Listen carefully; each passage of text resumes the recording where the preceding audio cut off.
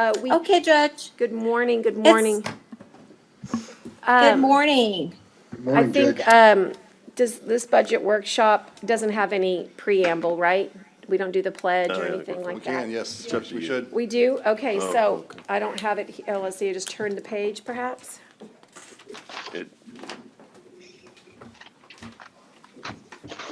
I'm on, this is Kathy. I'm on for Melissa until she arrives. Okay, well, we're just gonna gavel in and, just for everybody who's watching, it's 8:18 in the morning and we are at Commissioners Court for this very first budget workshop to establish, our budget planning, for the calendar year 2021.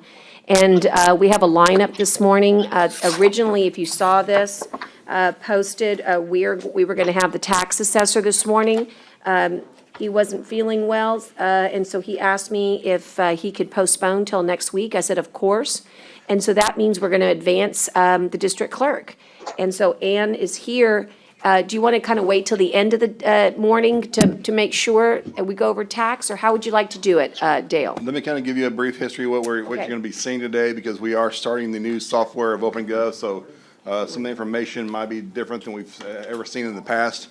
So we kind of want to give you a rough balance of what we're going through. So if you look at the one for the district clerk, you'll see a description with goals, that those goals were provided by the department. Then you'll see a line chart of just the operating expense. The operating expense does not include payroll and does not include a few other items that my office works with, but it does have the rest. And I can go through each of those lines individually if you so choose. Of course, I'd have to do that on these items over here. On page 2, I'm sorry, these aren't numbered, these should be numbered. On page 2, you'll see a pie chart and the operating costs for the district clerk, that these are the items that the department has the authority to do adjustments to. Now, you'll also see the next line showing where every expense that the department has under its control. Now, the salaries, the copiers, the telephones, the insurance costs, those are not under the department's request, because my staff works with purchasing to determine the values that we need to put in. So they didn't do the increases for those. My staff and purchasing, we worked those numbers up, but we want to give you a total cost of what's being done. Also, the salaries, you'll see that normally, if you start looking at the fourth column, that's showing you the budget we're in currently, the 1920 budget. The base budget should be the same as that. Now, you'll see the salaries have increased. The software we use currently, when we put in our payroll information, it automatically does a calculation for longevity, because that is a item in our personnel policy. It does include continuance there as part of the base, and any other salary adjustment that has been approved, not approved by this budget yet, but is part of the personnel policy. Those numbers are increased in the base. So if you look at the 1920 budget and the base budget, you'll see a possibly an increase in salaries and benefits, and that's what those represent. The rest of you'll see the detailed information where you see actually description is from the department, and then you see all the totals there. And then we've requested the departments to provide us a list of salary proposals that they will want to request for you, whether it's a reclassification, a change or add or deletion of personnel, and you'll see that on the next page and the reasonings for that. And if you continue on, you'll see that every department that the department has access to is part of this policy and balances. So I just want to give you kind of a rough go of how the new system works. I can be able to bring up any numbers you might want to see. This is the first go around of this software. We've had good results and good people saying everything is good about it, but there are some little problems that we're working with the software company to try to resolve, but they're not enough to worry about pausing us where we're at. I'll be glad to answer any question you might have on the package we have and on the information. If you know no questions, we'll turn over to Ann for her to begin. And forgive me, after I told myself we had housekeeping preamble, I forgot. So would you stand for the Pledge of Allegiance, and then we will go right into Ann's presentation. I pledge allegiance to the flag of the United States of America and to the republic for which it stands, one nation, under God, indivisible, with liberty and justice for all. Honor the Texas flag, I pledge allegiance to thee, Texas, one state, under God, one and indivisible. Thank you. Okay, Ann, welcome. Welcome, Judge. How are you doing? Oh, I'm doing good this morning and happy to start this, new technology. And I will say that it sure does make it easy to keep our social distance. We can see you wonderfully, hear you great, and just be patient with us. We're still learning how to communicate back in this courtroom with this technology. Well, I'm used to this technology, Judge, because as you know, I sing with the Sparkling City Chorus and of Sweet Adelines, and this is the only way we've been able to communicate over these months. So I am used to it, and it's a good way to communicate. That's great. But you have to kind of get up early and kind of look presentable on Zoom, It doesn't give us the ability to just get up out of bed and sit before the camera. So I'm glad to be here this morning. I know that most of you know that my office has been working remotely because we have had some issues with the virus. That is doing well. I just want you to know that we are progressing well with that. It's difficult as the district clerk's office to do everything remotely, but we have been able to carry it off. So I'm very proud of my staff for doing that. We will be back in the office as of July the 6th. So That's great. It's a good update. One more update, because we got some calls on it. If we wanted to call, if someone comes to the courthouse and there's a number, correct, Ann, that basically someone's picking up, in other words, there's a rollover effect? Or yes, ma'am, there is. Okay, that's great. So for my office, I'll tell them, all they need to do is call the district clerk, and then somebody will answer their call and give them whatever the information is that they need. That's correct, Okay. and they can also email us. We do have an email Great. that's available for them. I'll let Monica know. Okay, thank you so much. That's what I assumed it. I'm confirming it. Yes, ma'am. Okay, thank you. Oh, okay. I have been district clerk now for going on 6 years. And when I took over the office, we had a lot of issues. I know Mr. Garza is familiar with that. There was an audit that was done way before I decided to run for district clerk that revealed some inefficiencies in the office, which was affecting their ability to support the courts and the district attorney's office and the sheriff's department and the public and attorneys. So that was something that I saw could not be. And so that was when I decided to run for district clerk. And I was elected to that office. And since that time, I have been working to turn the office around. And I believe that today we have a very good district clerk's office here in Nueces County, good employees. We're working efficiently, reliably. And I owe a lot of that right now to my chief deputy. Lilian Gutierrez was selected by me to be my chief deputy because she has spent over 20 years as a bailiff with Judge Joaquin Villarreal, Judge Martha Huerta. She was also court manager for 12 years with District Judge Sandra Watts. She knows everything about how the courts work, how they work with the sheriff, how they work with the district attorney's office, the attorneys. And so I was very grateful that she decided to come on board with me. And together we have worked, and we're a good team together, and we have been able to resolve a lot of issues. That's why this morning I really want to emphasize giving her an increase in her salary by way of a supplement. This supplement has been available to the chief deputy since before I became district clerk. The former chief deputy was paid that amount of $2,104 for each year.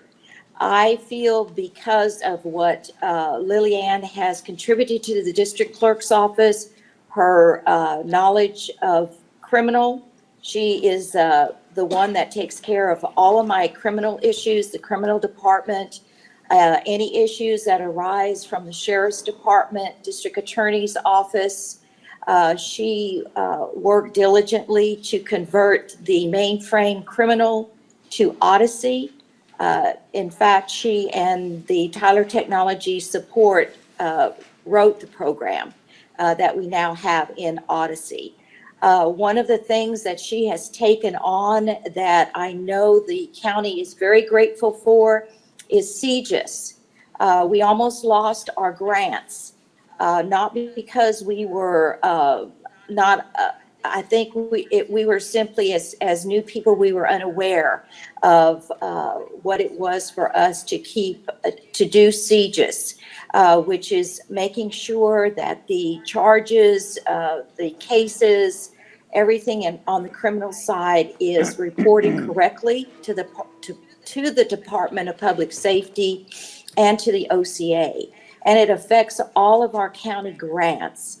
We were about to lose all of that. And we all came to the department, the district attorney's department, the courts, and my office.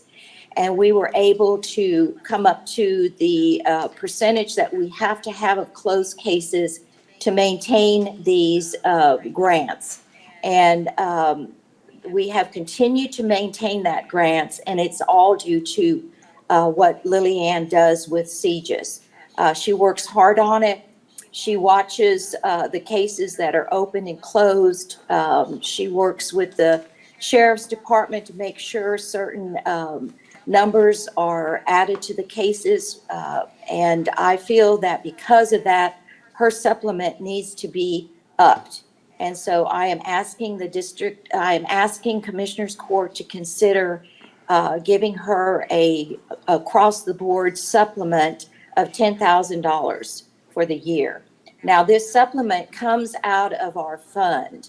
It comes out of a revenue fund. It is 1378, which is our records management revenue fund. This fund consists of a fee that we charge on documents throughout the year. And as you know, we file thousands and thousands of documents. So I feel that this is not too much to ask, this $10,000 supplement.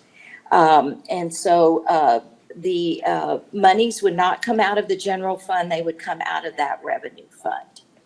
Another thing that I am considering to doing as well is in looking at my department over these years, I've seen that it is a large department. It has many things going on all the time, and it is too much for one person. As a district clerk's office, there's no way I can know everything day to day about that department. I have great supervisors, and one of them has been my financial supervisor. This position has changed from just being part of just being supervising our bookkeeping department, and our registry department has grown to me adding some more duties to it, such as helping me with the employees when we interview them.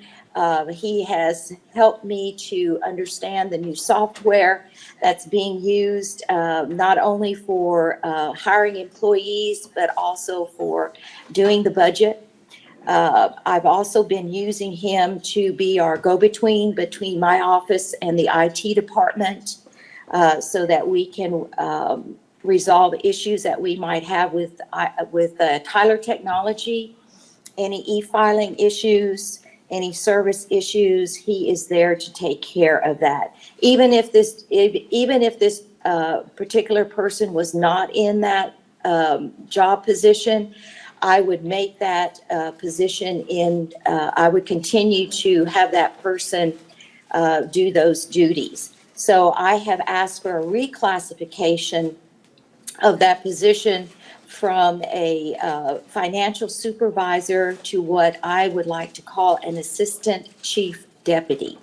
And I would also like to increase the pay grade from a, get my notes. I would like to reclassify it from a grade 24, step 1, to a grade 25, step 1, because of the additional job duties. Now, that monies will come out of the general fund that I'm asking for. I'm also asking for a reclassification of the senior clerk position that I have in the jury administration room office. She has been with me. That position needs to be reclassified to a senior 2. She is the one that is in charge when Ms. Bert Elizondo, who is the actual administrator, is not present. And so there's only 2 people in that office, the jury administrator and then this senior clerk. So I feel that she needs to be, her salary needs to be increased. And the current pay grade is a 1303, and it would increase to a 1503. And so these are the 3 items that I really want to emphasize in this budget presentation. Thank you. Dale or Ann, would you, on the step from 24 to 25 for the Assistant Chief Deputy, do you have a number that I can write down? Yes, Your Honor. Yes, ma'am, I'm sorry. That's okay.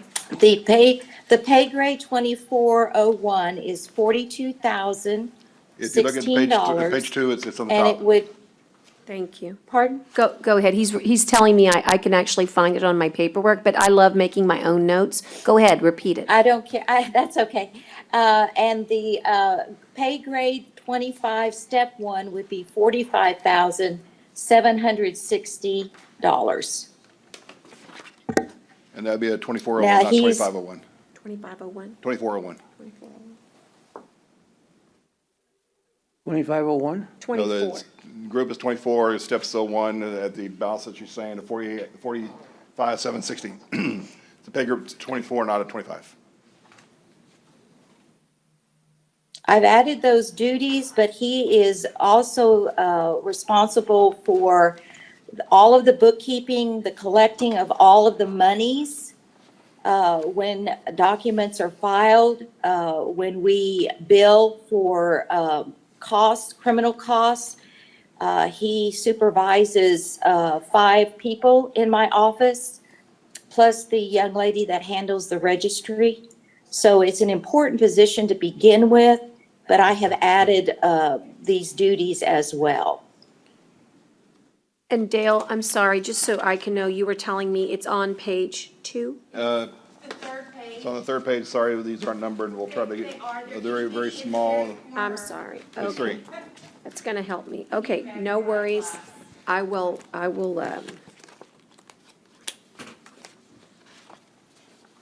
The position she's saying that it's currently is at 2301, she's requesting to go to 2401, and the numbers are there, an increase of 4,553. that's what I was looking for. Oh, I thought you said 25.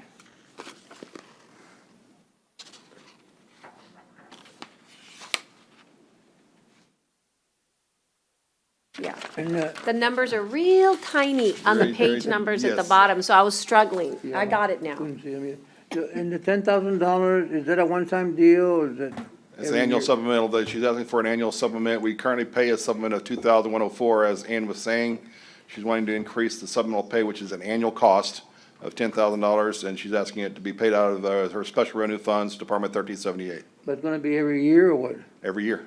Yes, And the funding source is also consistent every year. In other Yes, words, ma'am. through the records management fee. Okay. Commissioners, this is a great time to ask questions, kind of review the numbers again. I always like to look at the goals and see what they show, and I wanted to ask you a question because you're always ahead of the game on the kiosks. Have you worked, I'm very interested in the kiosks for the jury room.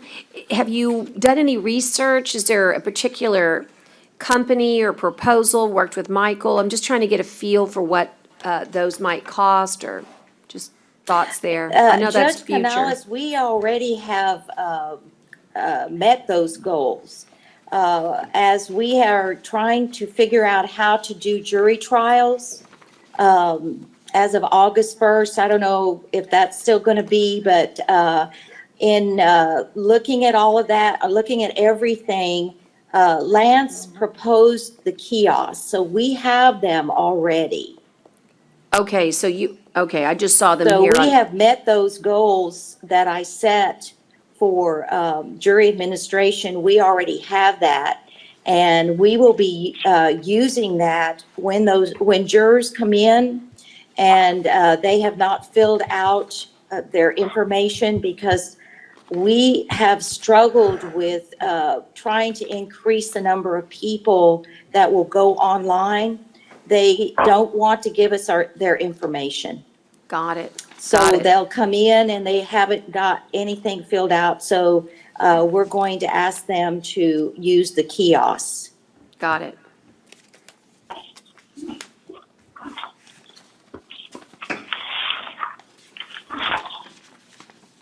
So those will be set up. So they'll be set when we up. That's begin with jury. fantastic. Okay, great. Well, I can't wait to see them. What, Me either. In fact, if I can ever get back into the office, we need to test those out. We haven't had a Yeah. chance to do that. very exciting. How about questions, guys, for Ann?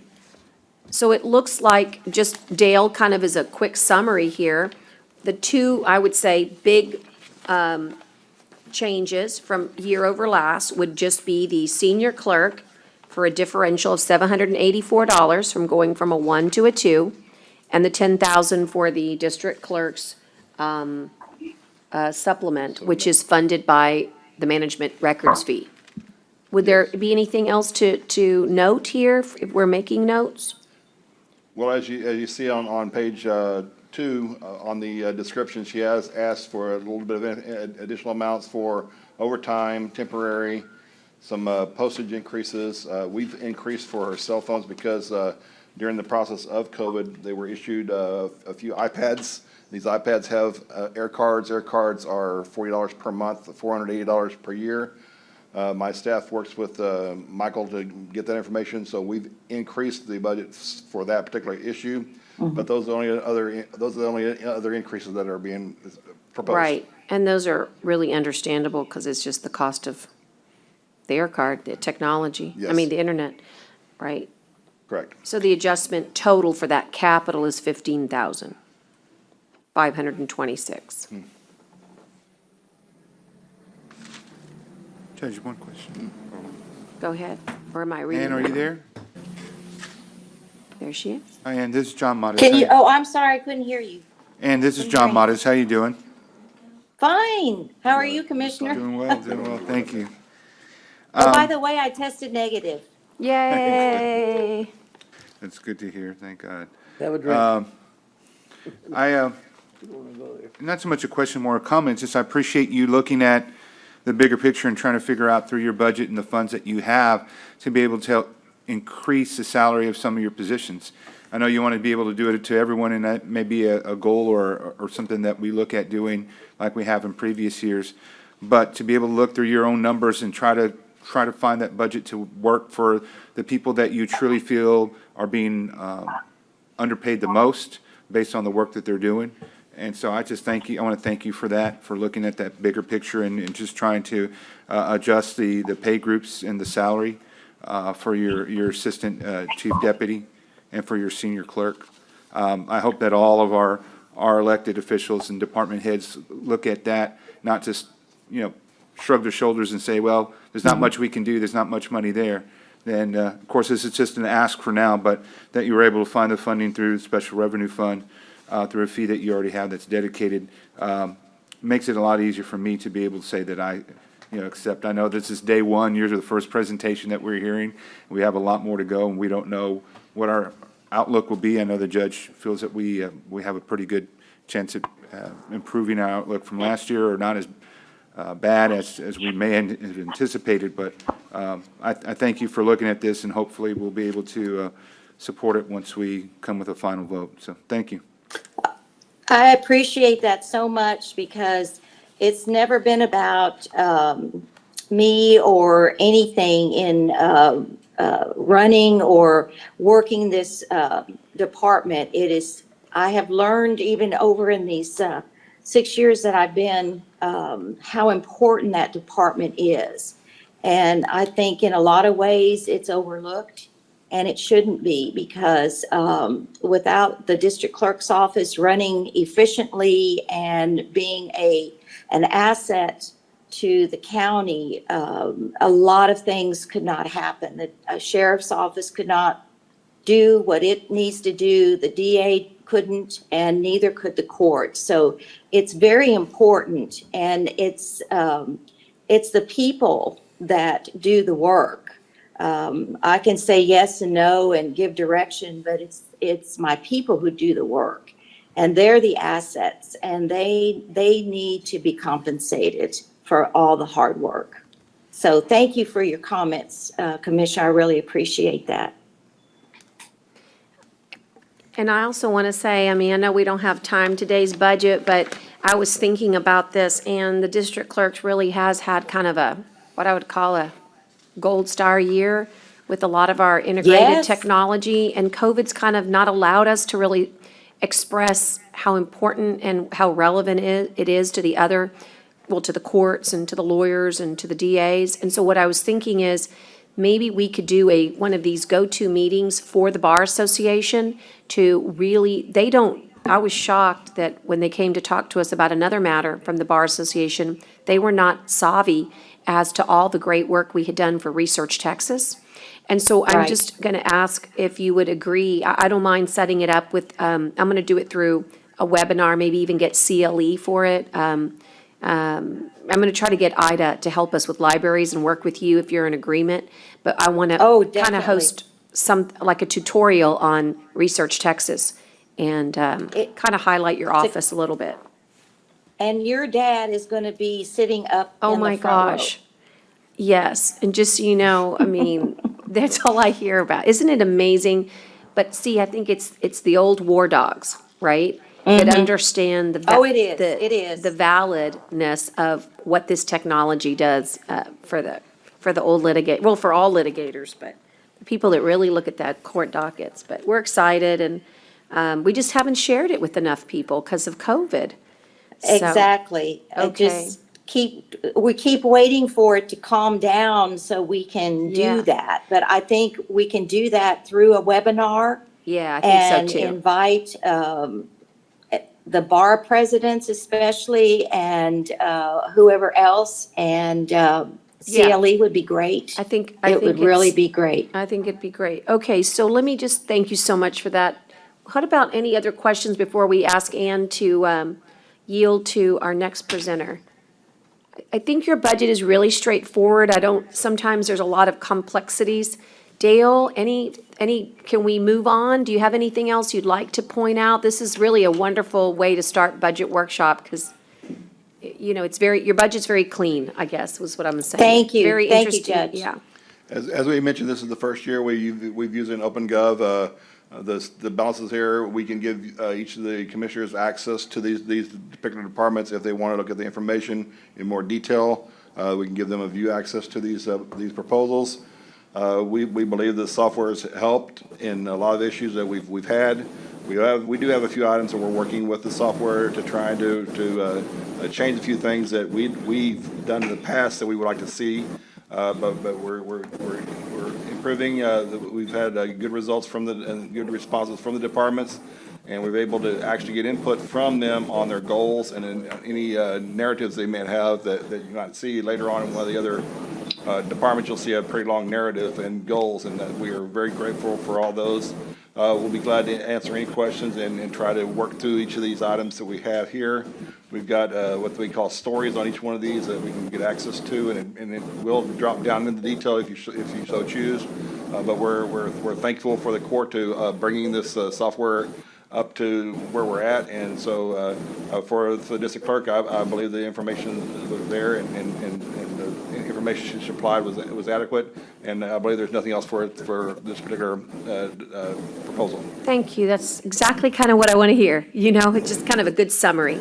And we think we're good. Commissioner Chesney, we're just about to say we're ready to go to our next presenter if you're good.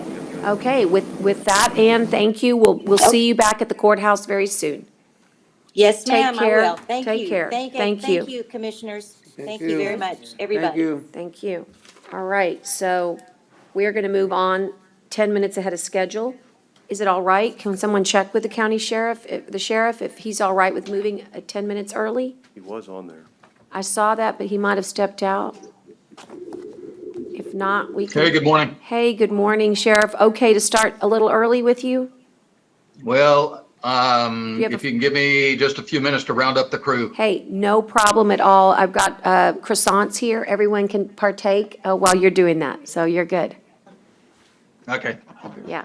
Guys, I brought you some croissants here in the back, if anybody would like one. Thank you. Thank you, Judge.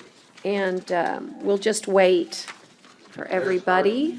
Remember, your mics are on, right, Tyner? For purposes of feedback, can you I don't know mute if that's us? supposed to be the sheriff or the justice of the peace. Hey, Tanner, when do you have to? I post have that the to- sheriff on mine. Okay, when we got mine out, we get the That's too late displays to out of post for order. Monday, right? Okay, Sheriff. Okay, someone got mine out of order, so sorry. Do y'all, Mine was out of order. see where my phone is? I'll call my mom back. That gives them until this afternoon. For Tuesday. It's, yes, for Tuesday. So it's gonna be a video link and a call-in number. So, and what he's gonna have to figure out is how that call-in number makes it to me, so it can be heard in the courtroom. He says he can do it. Yeah, I just need something for Monday. What? I just want to call in Monday. I mean, I know I can't. Why is it 3530? Yeah, but I need the Zoom link, right? Sub on pay. I want the Zoom link so I can. 1378, it should be there. That's showing 0. Okay. Or if we're doing a go-to meeting, you can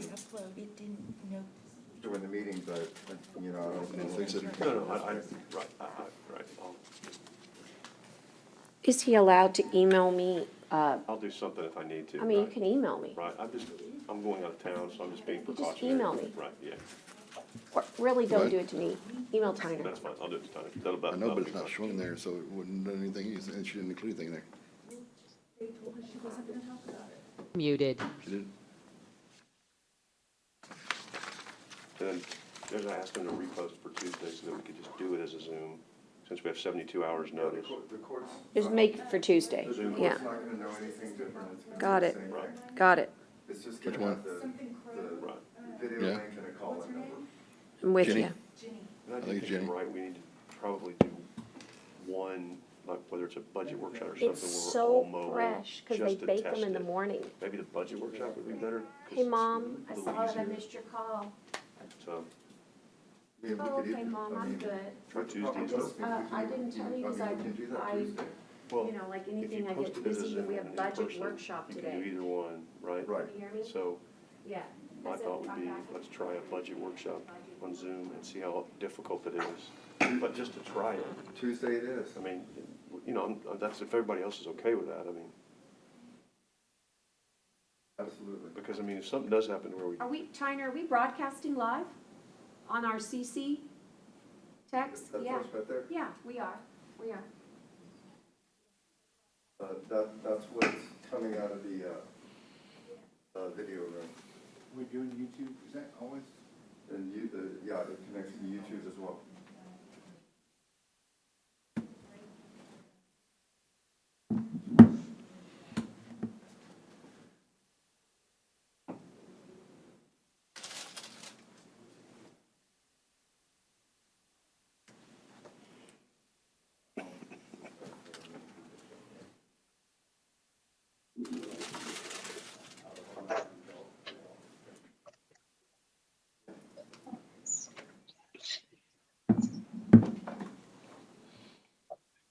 got some good intel. I think the governor may, are we on? Okay. No, yes, we're on. I'll tell you when we're off. I'll write it to you. Here, let me just let you read it. I think Sheriff's ready. Okay, I'm coming. No, I'm just, thanks for the croissant. Unmuted. Sheriff, can you hear us? Yes, I can. How's my volume? Sounds good. Okay, thank you. Thank you, Sheriff. Come on, welcome.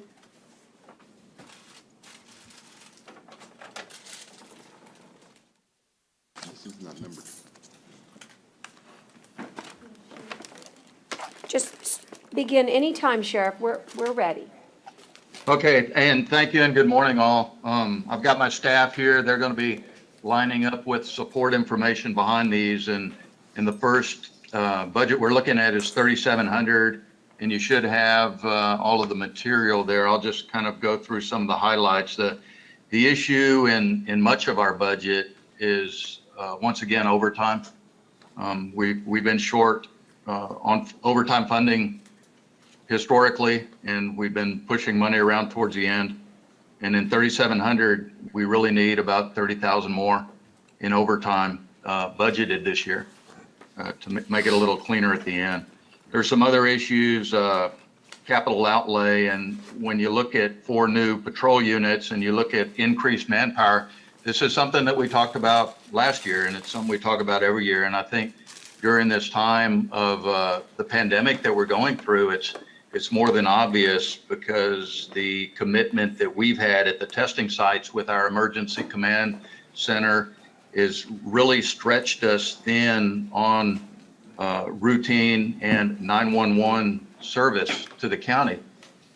And Judge, you've seen firsthand that even during a pandemic, calls for service and police response and the opioid epidemic and everything, all the mental health requirements for service in our county, they don't stop just because a pandemic's in play. And so this has been a real obvious learning experience for all of us to see that, when the manpower gets committed to something like the testing sites, that it stretches us even more thin, and we could do so much more service, better service for the county as a whole with additional manpower. Not just additional manpower, but better coordination, and that's something I'll be working on in the future.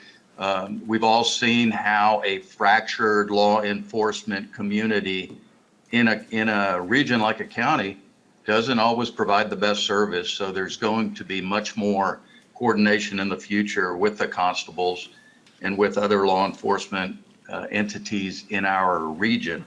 But I'm going to turn this over now to Chief Galvan. And one of the issues, I know that like the capital outlay for 4 new patrol units, I still believe that lease program is in the pipeline. I understand it's going to be there. So the outlay for patrol units might not be an issue at all in this budget year when it comes to buying additional cars. But I'm going to turn this over to Chief Galvan, and he'll give you some specifics about these requests.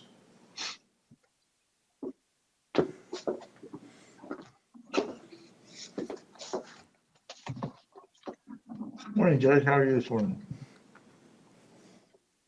Oh, I'm Hello? sorry. Good morning.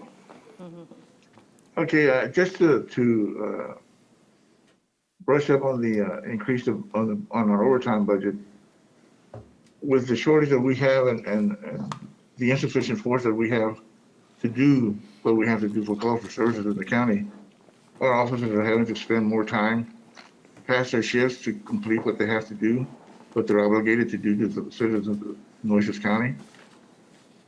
And we're also helping the jail out in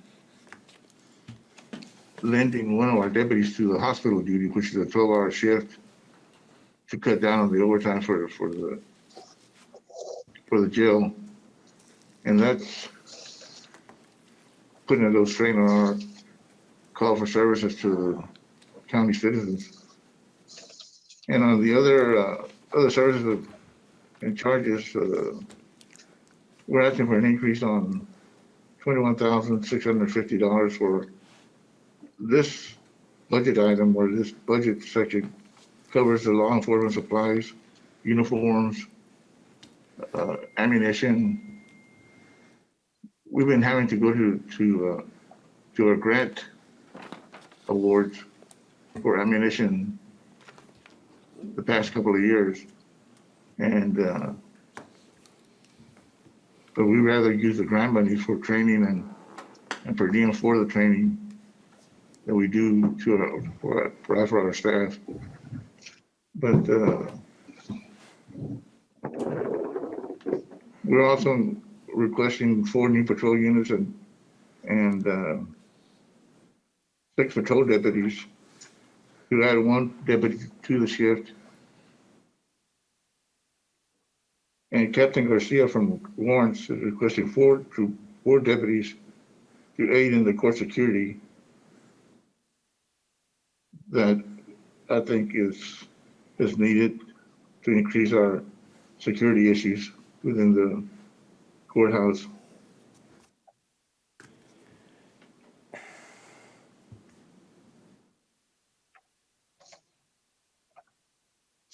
Do you have any questions of me? Let me stop you there and let's talk about the patrol units. Dale, shed some light on us. We know you need the units. Chief Galvan, Dale's gonna give us the update as to where we are in the leasing process. And there was also some dollars left over that we were able to purchase some vehicles as well at the end of this year. And so let's let Dale tell us if that plugs any of your holes or actually takes care of any of your requests. Dale? Yes, Your Honor, thank you. As we know, we started the vehicle rental agreement very late in the fiscal year. We're working on with Michael and the enterprise to acquire several units. Because of the time we were able to not to get on as quickly as possible, we had money in our capital outlay, so we purchased, I believe it was 7 vehicles. And of those 7, they were all of the 7 were trucks. And if I understand Michael correctly, I believe 2 of those trucks are going to the sheriff's office, and all the other ones are going to be split equally to each of the constables. Now, if you look at page 2 of your report, Your Honor, you'll see towards the very bottom, you'll see vehicle rent. That is the new lease agreement we have. For this particular year, we're going to provide 4 SUVs.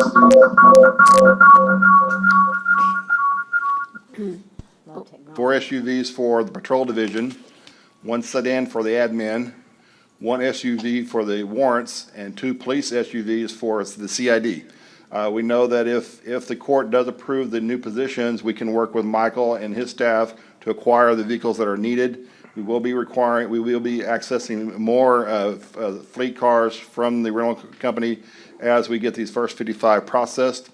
That's how the process is going. You'll see that for this fiscal year, we're charging $71,387 for the 8 vehicles we're talking about. So the ones that are in the capital outlay that the sheriff is requesting, we can still leave the ones for the body cams, the tasers, the mobile referencing units, as well as the laptops there. But the vehicles can be removed from the capital outlay list because with the lease agreement, we've worked with Enterprise that we can acquire anything that the court so chooses for us to do and fill any new positions that may be there.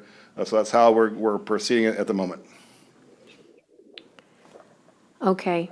So that is gonna make a big dent. Yes.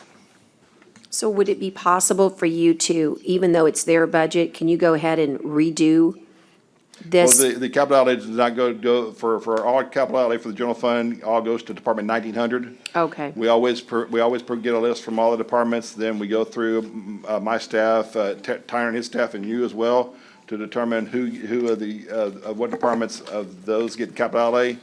Since we started this lease agreement, it was determined that we will not be providing any capital outlay funds for vehicle acquirement because it'll be going through this lease. So most of the stuff that are for vehicle lists, and you'll see a lot of the ones that have capital outlay for the general fund, but those are not for their department, it's for 1900. which is the Okay. general fund capital outlay. It's just, this is what they're requesting, so you know what they're requesting, and then we can go through and narrow those expenses down.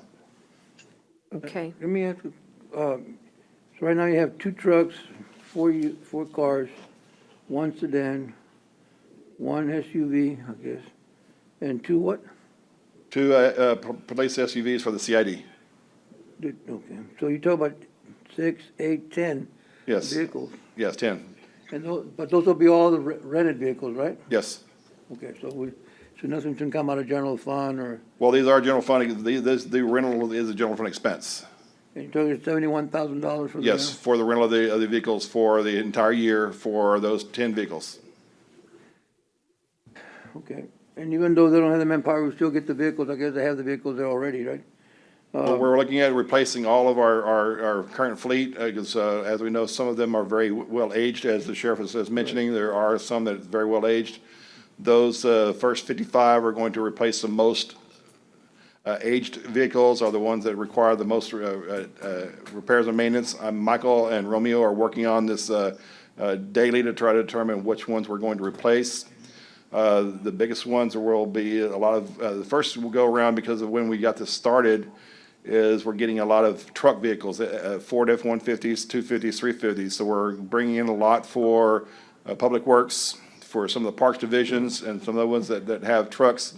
Because we started in so late, we weren't able to get the 2020 vehicles. We have to go to 21 vehicles, and they're currently in the process of being built. Well, for for that many vehicles, the rental 71,000 is not bad, but then you said something about what's the staff?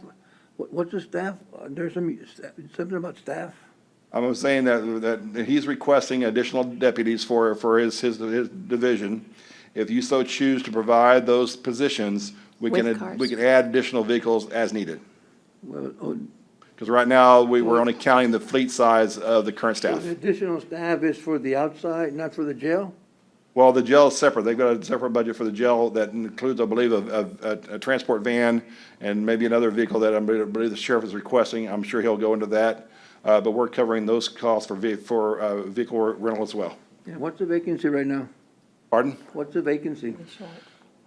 Chief, the vacancy, do you have a percentage or a number, how many number of positions are vacant? Or Dale, would you? For the sheriff's office, there's only a few. For the sheriff's office, majority of the vacancies are in the jail. Okay, So if I remember last, there was only maybe 1 or 2 vacancies, or maybe 3 in the sheriff's patrol division that I'm aware of, but that changes pretty regularly. How many short in the jail? Last time we saw, there was at least 35. Still, Maybe more. that's still a big Maybe more than number. that. Yeah, you said, I have an issue when we have to hire more and you got that many vacancies and you're hiring at the regular base pay, So, I don't know. I mean, I can understand the vehicles. I have no problem with the vehicles. I mean, I think it's something that's really needed. It's a big turnaround. I think they all should be replaced. We just want to leave the capital outlay there so you can see what the officers are requesting for vehicles, items, and as he's saying, if there's 4 patrols for the new positions, if so acquired, that y'all give them the positions they're requesting, those additional 4 vehicles will be added to our fleet from Enterprise. So when you get, well, those 10 be 4 more, Well, they're saying if we give them the positions, they're asking for 4 patrol units if they get the new positions. Yeah. in addition to So if that. if the court so chooses to give them the positions they're requesting, they're gonna need more fleet vehicles.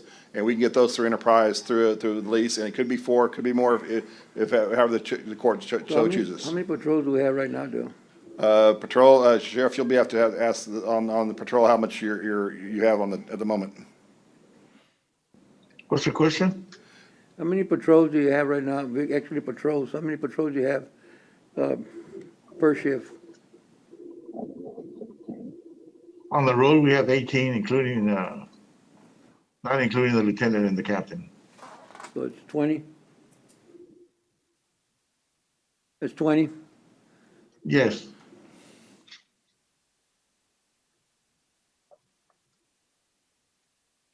Can I ask a question, Judge? of course. You said that you're having to get grants for ammunition. which is a shame that you have to do that. Budgeting, did you put it in the budget this year for ammunition? Yes, ma'am, that's the increase on the, other services and charges category, Okay. which covers law enforcement supplies and, Okay, just making sure it was in there.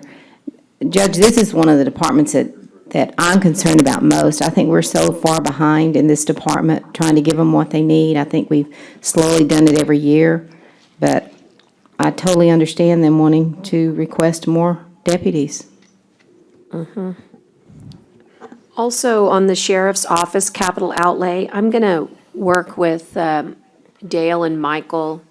I think there's a lot of good stuff here that really we should be able to get them now. You know, the body cams, the tasers, the laptops, the desk computer top, all of those requested for next year, I think.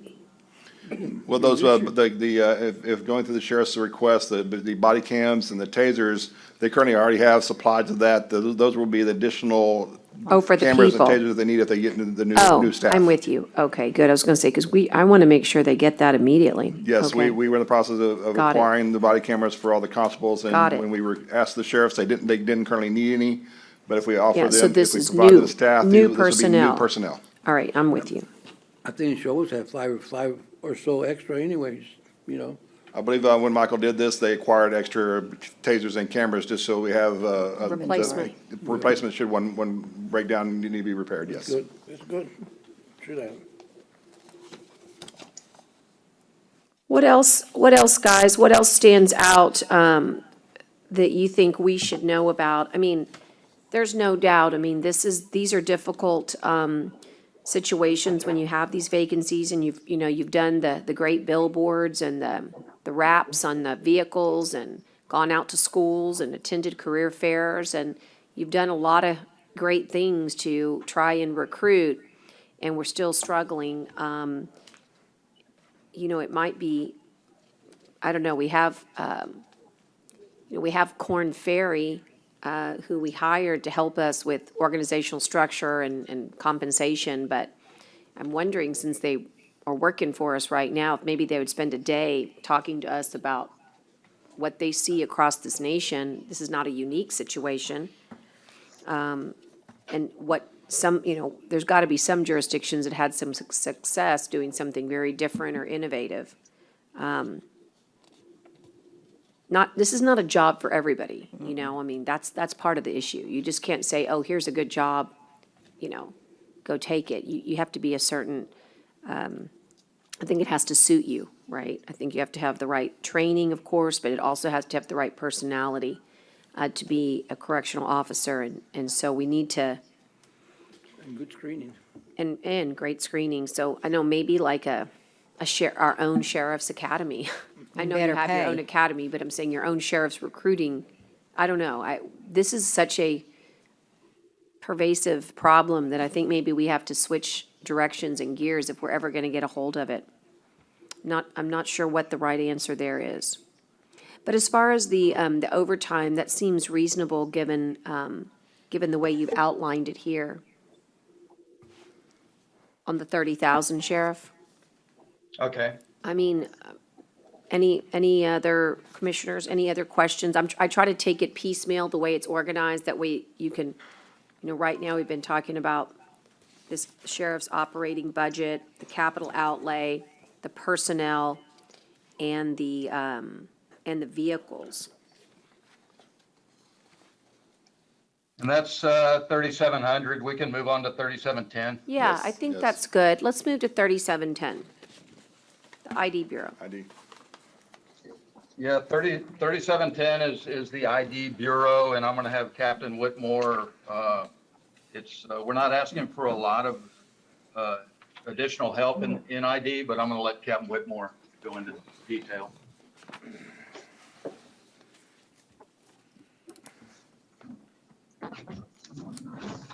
Yeah, Morning, it's Judge. just, Morning, Commissioners. Good morning. Basically, our budget, we want to kind of keep it the same. The only thing we're really asking for is, last year I approached Commissioners Court again to have one clerk's position reclassified to a senior clerk 2 It seemed to be very well received last year. However, it didn't happen. I'm still asking for that again this year. This clerk has been very instrumental in getting a lot of our projects going and making sure they stay on track, especially with our UCR, our CGIS reporting and things like that. That's the only real thing we're asking for this year.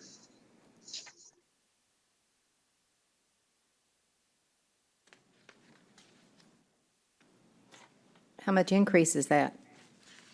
$860. $860. It's very mild here. You remember that number, Cynthia? It'll be a $860 increase. Okay, great. And then just a very minor adjustment in copiers and print for $700. So, on the operating budget. And that's our department does the copiers. We reevaluate that every year. You And make it the goes up and down adjustment. occasionally, so. Captain, do you or the sheriff know, was that position, it failed, was that part of the requested cuts that we asked to make of all the departments, or was that something that just didn't pass as a measure of the court? Do you know? I'm sorry, I could barely hear you, sir. I was asking, did the increase for your senior clerk last year, you said that it didn't pass. Was that something that the department decided to cut back when we asked for a measured amount of cuts from all the departments, or was that something that didn't pass because of a court vote by the Commissioners Commissioner, Court? I can respond to that for the office. Last year, if you remember, we did a very large reclassification for all employees. Okay. And everywhere reclassification that was submitted was rejected. And in case for the reclassification that we did for the entire department, we knew there would probably be some adjustments this year. But every one of the reclassifications were rejected to give them more money to get them above the $30,000 for the court's approval. Okay. And that's why it that's why it was- that's why it wasn't done. Okay, good to know. Thank you.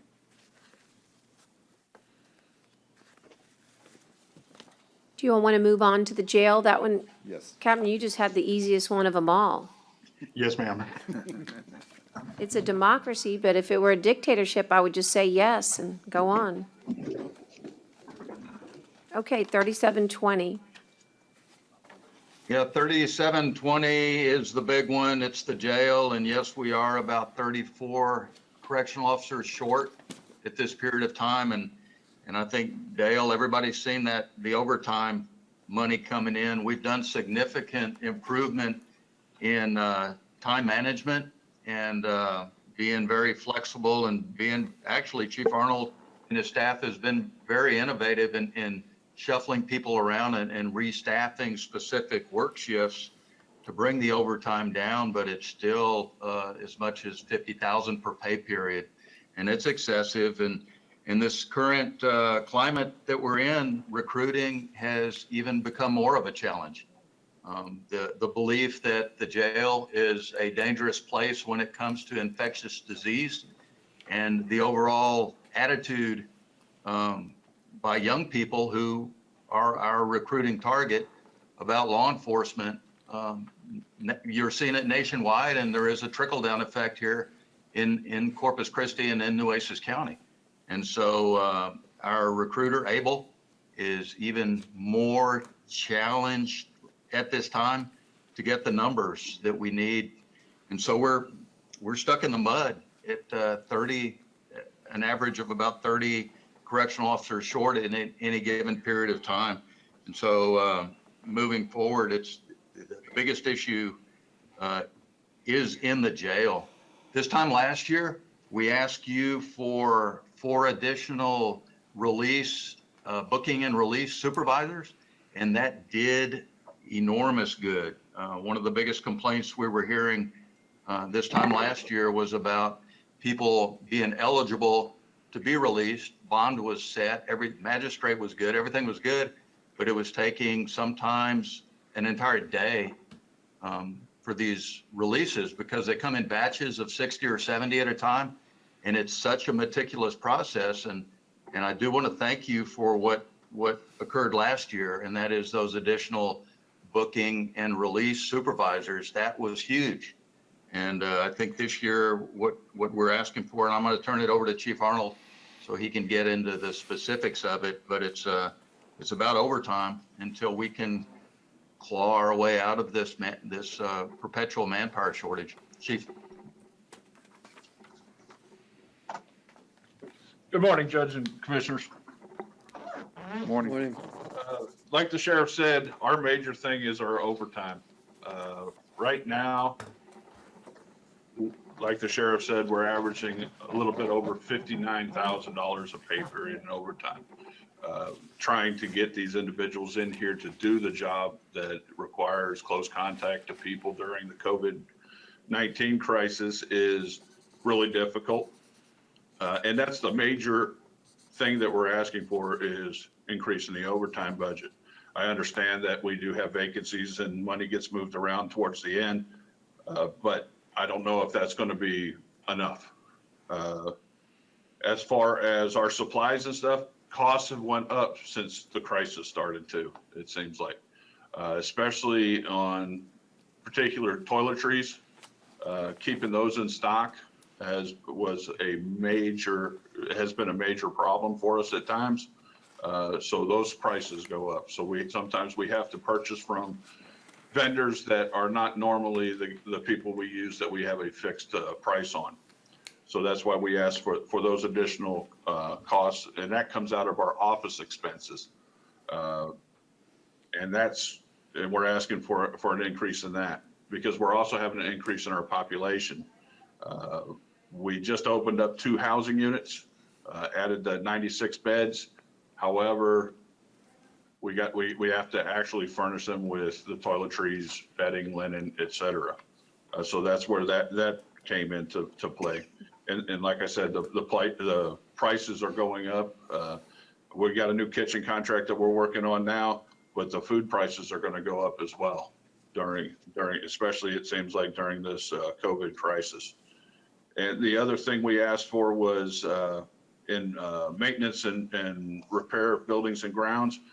We maintain the sheriff's office properties as well as many of the county properties, which actually saves the county a lot of money. But maintaining that equipment costs money. And we're asking for additional on that as well. And then our office services and charges, the cost of uniforms are going up for our staff. And so we're asking for an increase there. And then 2 15-passenger vans. Our vans get utilized daily, and they do have a lot of wear and tear. We do exhibition here at the sheriff's office, and those vans rack up over 100,000 miles a year. And then we're asking for 2 sedans as well. The fleet that we have for the jail, as far as sedans, most of those vehicles are at 120,000+ miles.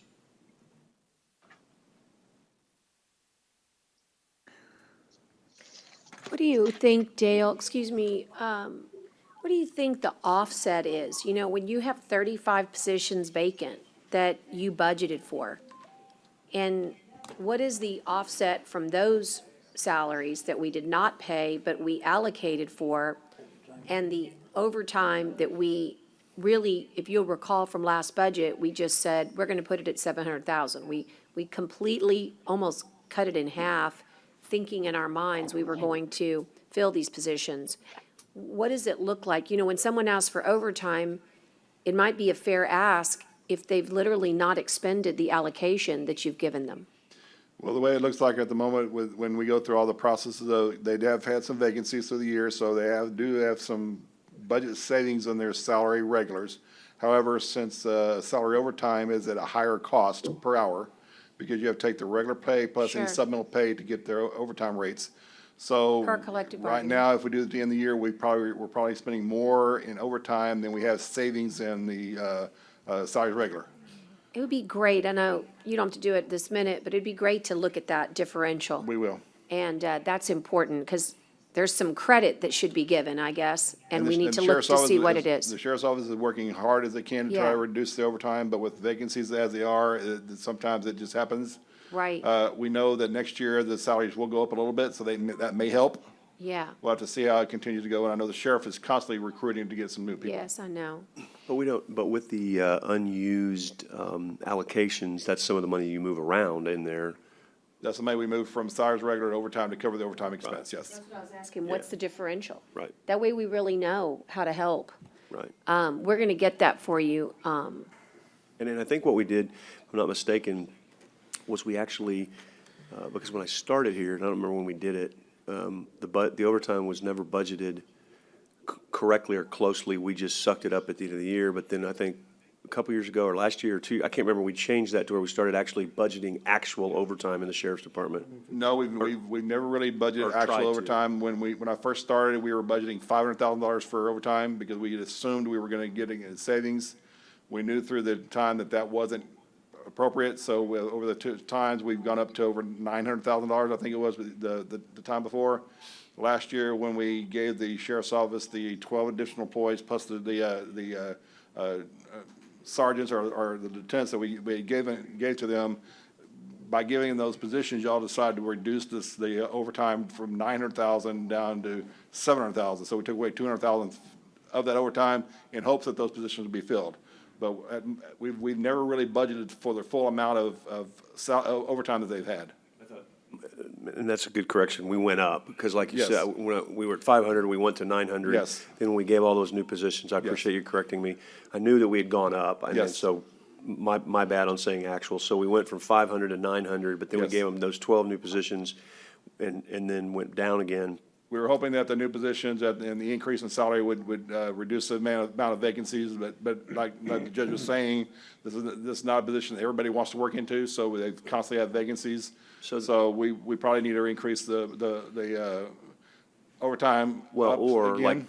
or like the judge said, I think what she was saying, if I heard it right, was how much are those positions that are unfilled and what's the differential? So in other words, maybe we don't go up on overtime but and it may not be enough. I don't know what the actual, I've got to look at it, but I mean, because that 35 position has to count for something. If we're not filling them, then certainly that money's going to get shifted. So that's kind of like budgeting for overtime in a weird kind of way. That's how we've been doing it in the past, Right. but we may need to as go we're up saying, some, the too. overtime rates are a lot higher because the sheriff's office has to use the employees that are available, and sometimes they have to use an employee that's been there for a significant period of time, that might be at a step 2, 3, or 4, or maybe 5, or through the collective bargaining agreement to get those pays where it is. So that would be a lot higher than what a base pay salary would be. So there's still some areas of difference on pay amounts because the salaries we have as salaries regular just includes salaries only. Overtime includes salaries plus the supplemental pay balances for the rate per hour. But we will definitely give you the total of here's what the salaries regulars are. If we go through the whole year with these vacancies, this is what we assume the savings on salaries regular would be, and this is what the overtime would be. We'll try to give you that. We can continue, Sheriff and Chief Arnold, we can continue to be the hamsters in the wheel and keep rotating the same way, never get off the same wheel. In other words, what you just said is so valid.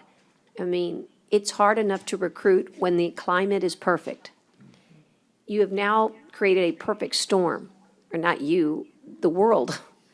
And so now there should not be an expectation going into 2021 that it's going to be any different realistically, Sheriff, than last year. Well, but do you on- think, Judge, because On recruitment. with people out of work, and I mean, we are talking lots of people out of work, you would hope and think maybe people need jobs.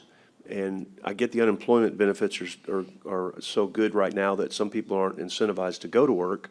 But I don't know, maybe there's some hope for it because we want people to know out there that need jobs. We have jobs at the county. And it may not be the job that you grew up thinking you wanted, but it's a job and it pays better now and it has benefits and you have a great people over at the Sheriff's Department to work for. And it's it's not, I'm the first to tell you, I wouldn't want to do it. It's a very hard job and I have great respect for the people doing it, but maybe there's a new angle or recruiting, and I'm sure, and like I said, the sheriff's been very aggressive and his whole staff in recruiting, as Dale said. I think he's really done a good job with that.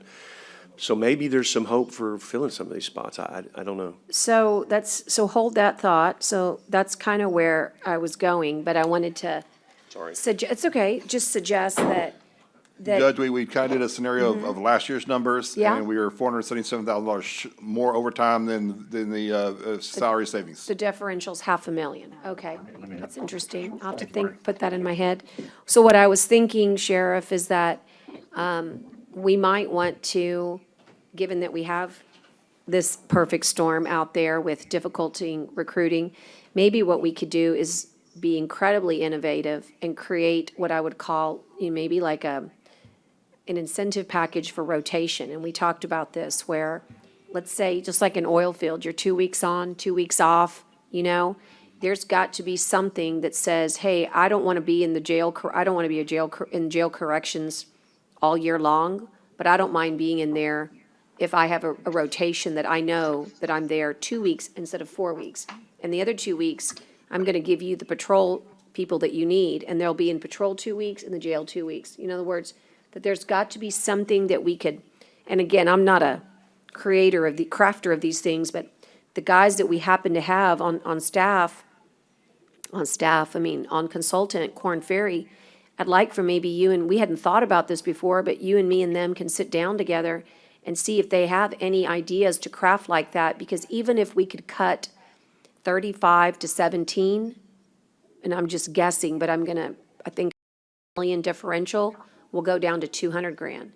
In other words, the smaller we can make that differential of vacancies to overtime, the easier all this is going to be for us. And so you don't really have to fill all 35 to make these numbers work. You probably have to fill 50%. So the other thing that's interesting, I think, is that the jails of the future are going to be way more technology-based than human-based. And there's still going to be a lot of human interaction, but if we don't have the money, but if we were building the jail of the future, you would design it so differently so that you would need less staff than we need today. And then there's always the opportunity to maybe create some major incentives with the legislature. And I'm curious to see, just like we have, Hopwood for veterans, to have free education, free tuition. Did I say Hopwood? Is it Hazelwood? Hopwood's affirmative action. That's the military. I'm looking for the military. Which one is it? Hey, Hazelwood. and Judge, I look forward to the jail of the future, and if we can get that in the budget and go ahead and get the new jail, Yeah. that would. Hey, but sure. you know Well, what? but you Judge, have, you do have mentioned- you have a good annex of the future. Hey, You sure. built a good one. I agree with you. I think we should put it for a bond and find out what the people really You, want. you mentioned the perfect storm, and another thing that occurred this year is this time last year, or May of last year, we were able to recruit at all of the high schools that had law enforcement training programs, and it actually benefited us. We actually, we received applications from those high school classes that we recruited at, and that didn't exist this year because the schools were out because of the COVID. And so that took away one of our proven recruiting environments because the schools weren't there. And then Dale, if you would, when you look at that huge overtime number, that's another one of those perfect storms that came into play with the last collective bargaining agreement. The increased salaries, of course, resulted in increased expense of overtime. And then if Dale, if you would, could you talk a little bit about productive time and Yes. what that did to our overtime? Yes, sir. Yes, Sheriff. In our agreements, when we had our collective bargaining negotiations, the Sheriff's Association submitted a request to the court for productive time. What does productive time means? That when they're on vacation and they come back and they're called back in time, that vacation is considered to be productive time, so it counts as being overtime if you get over the 86 hours per the 2-week period. So that was not done in the past, but part of the agreement we signed did include that cost. So there is a chance for possibly more overtime, as the sheriff's saying. So if someone was on vacation, you bring them back, and because that may be the only person who remained to be brought back, and they work more than 86 hours because that time is now considered production and regular hours, then there could be a lot more overtime based on that particular cost. And that was written into the contract for the next 4 years. And that's part of that perfect storm environment, Judge and Commissioners, that I don't know that that was anticipated or predicted. It might have been like an unintended consequence of a really good collective bargaining year for the association, but it's the reality that we're living in now. Yeah, look, I mean, I think we're all dedicated to helping law enforcement here. I mean, I think that's a big plus to this court, is anything that can be reasonably justified, we're gonna do it. And I know this is a lofty promise, but you kind of already saw the benefits to putting the right people in the right place with intake. You saw the benefit of, just working all the mental health officers, and just the benefit of not having people not being able to cover one area and you had them dedicated. I think when we announced this past week that we were going to have a brand-new behavioral health, really just commitment to the county with expanded services, I think it's going to help that jail diversion program really have a real place to go. And if that actually happens in 2021, maybe that reduces your census. And of course, if you can't find people, there's only one other place to go, and that's reduce the number of people in your jail. And you can maybe do that if your mental health folks are not there. And so I don't know if that's a promise that's going to happen in 12 months. I doubt it. But I can tell you over time, the goal there in expanding a real jail diversion program is to get those folks that don't need to be there, which is about 20% of them, out of your place. So if you factor in that along with, trying to fill the void, that again shortens that gap. So I don't know. I'm just throwing that out, that we are trying other angles to help you as well. And again, I don't know if you saw that. Again, COVID's killing all the good news. But the good news was this group called Oceans has been contracted by Krista Spahn, and they're going to come and meet with the sheriff. They did everything by press conference by Zoom, so it didn't get much notoriety, but they got contracted by Krista Spahn to be the new behavioral health care provider. And their platform is pretty extensive. And so I think that's a really good thing. So instead of having a very small footprint, their goal is to have a very large one with behavioral health here. Let's see, right? I mean, time will tell. But anyway, is there anything else? I mean, we know that it sounds like the crux of it was the vehicles, and we're going to deal with that. And then the other crux is that came from capital outlay. And then, of course, on this jail operating budget, it's mainly personnel. Do you see anything else, Dale, we need to highlight? I know, but as you're saying, Your Honor, you'll see on the almost last page on the request, we are ordering the two 15-passenger vans, and we are ordering 2 sedans for the jail's office at a cost of $25,000. So the capital outlay they're requesting of the $80,000 for the 2 vans won't be necessary, because we hopefully get those vehicles to them very shortly at a cost of $25,000. So we're going to get to zero that out. You get your wish on capital outlay for the jail, Sheriff. Sheriff. Thank you, ma'am. Sheriff, I have a question.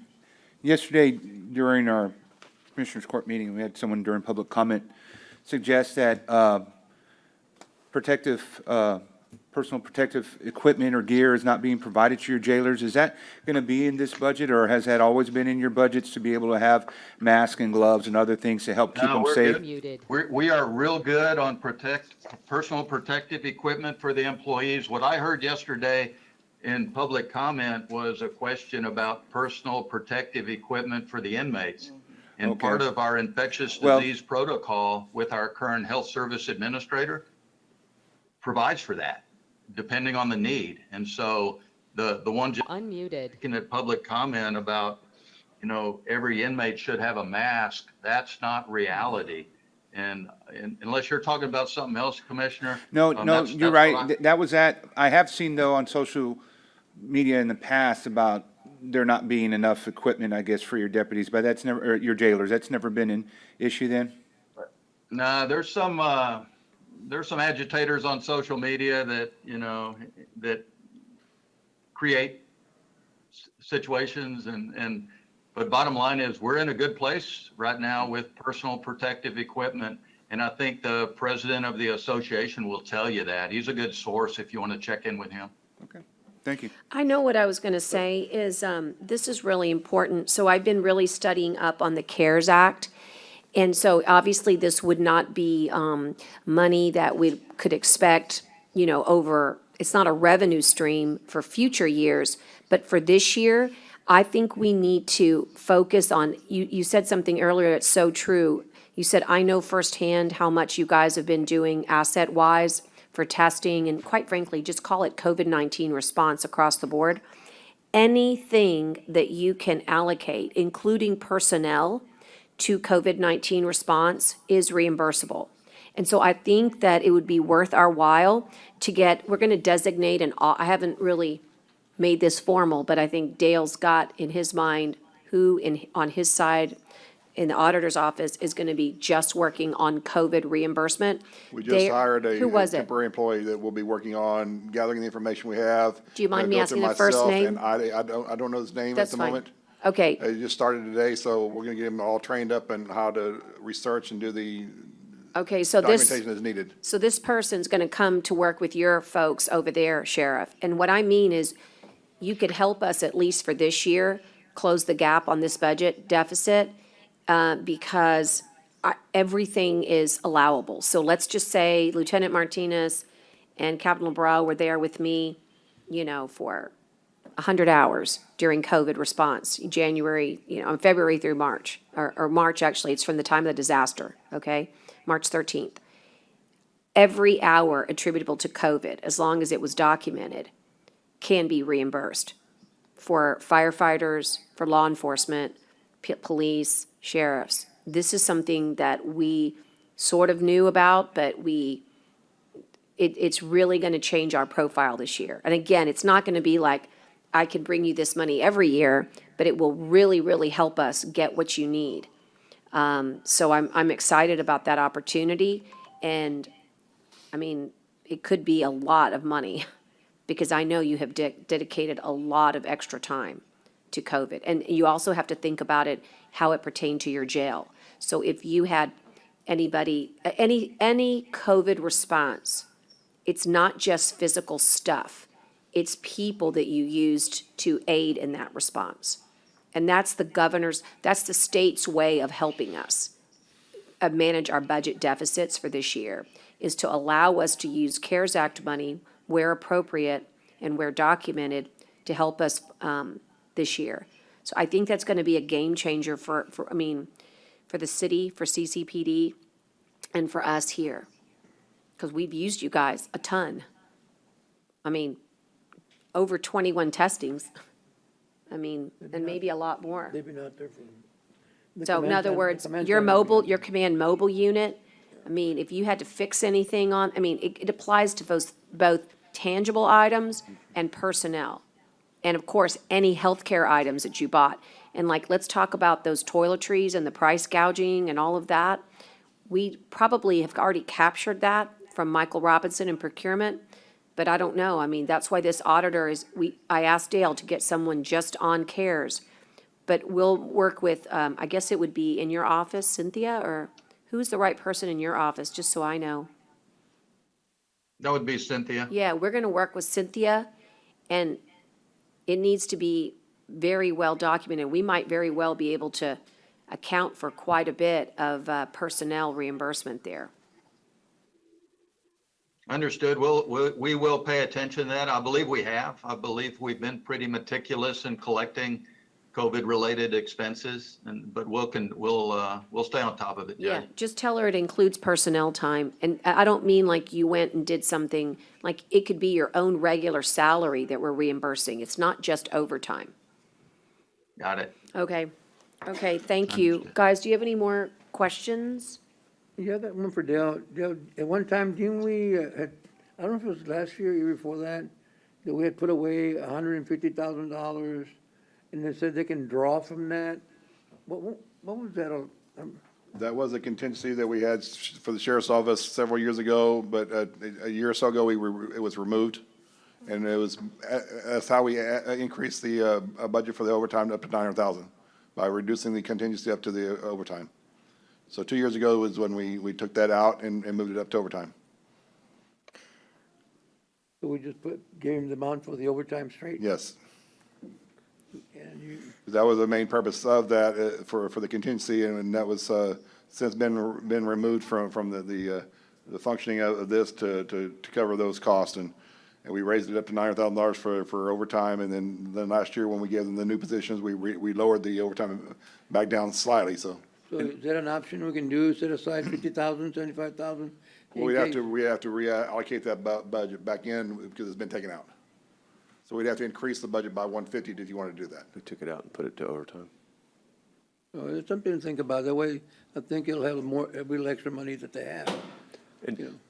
And the only reason why is because we do have a contingency in the general fund of over $1 million that we're able to use for all other sources as well as this. So that was the reason I think we moved it from their contingency to overtime for that particular purpose. So we have another contingency fund that we can cover this.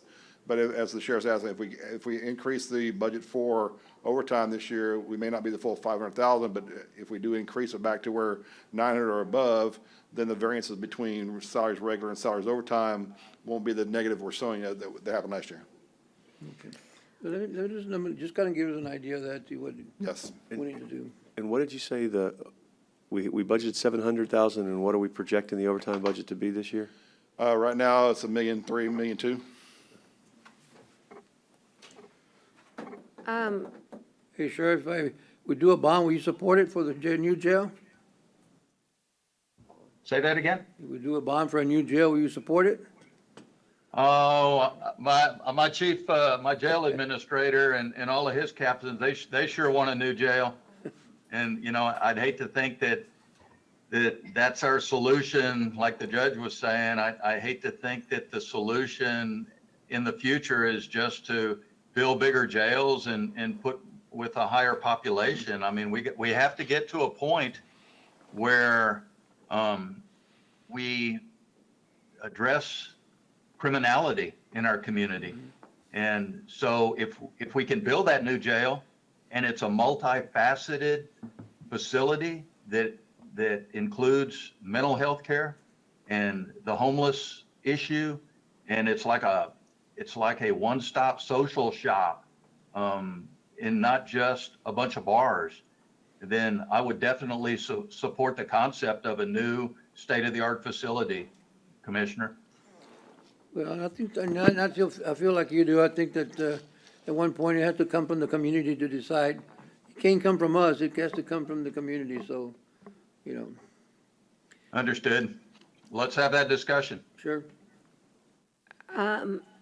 Thank you, Sheriff. Stay on with me just for a second. I just wanted you to know that I was monitoring it, and thanks, Brent, for sending me the actual executive action. But the governor, just a few moments ago, has retracted the 75% for restaurant capacity to 50%, and he shut down bars, Sheriff, and he to take out only. And Beer? Take out beer? the whole state. Take out beer and wine only? Oh, yeah, I'm sorry, takeout is for drinks, alcoholic drinks. And then there's also, it doesn't really apply to us, but rafting and tubing is out. I'm getting some feedback here, guys. And then outdoor gatherings, as you know, are limited to 100 unless the local government Yeah, I think that, provides for an exception, so. and I think that's a difference in the way that gathering rule was before. Now it has to come to you. Right. To get approved. Correct. Before it was 500.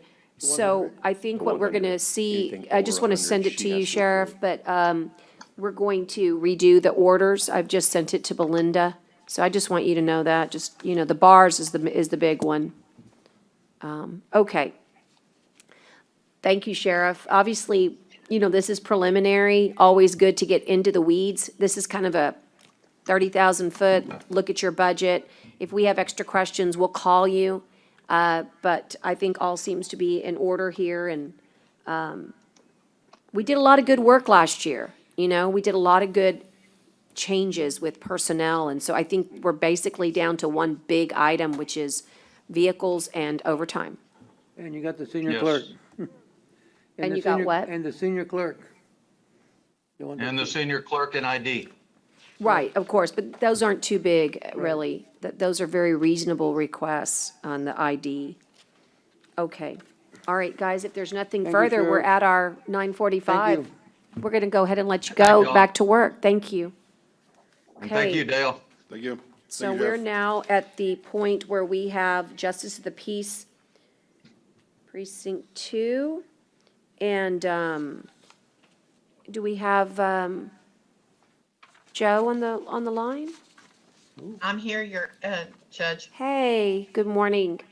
Good morning to you. Okay, just give us a second. We're all going to change packets here. Oh, she sent a picture in. Okay, super. Right, we're going to get your budget workshop stuff now. Saw it. Okay. I don't know what that is, yeah. Okay, everybody ready? May I begin? Joe, Judge, would you go ahead and Okay. take us Thank through you. your budget?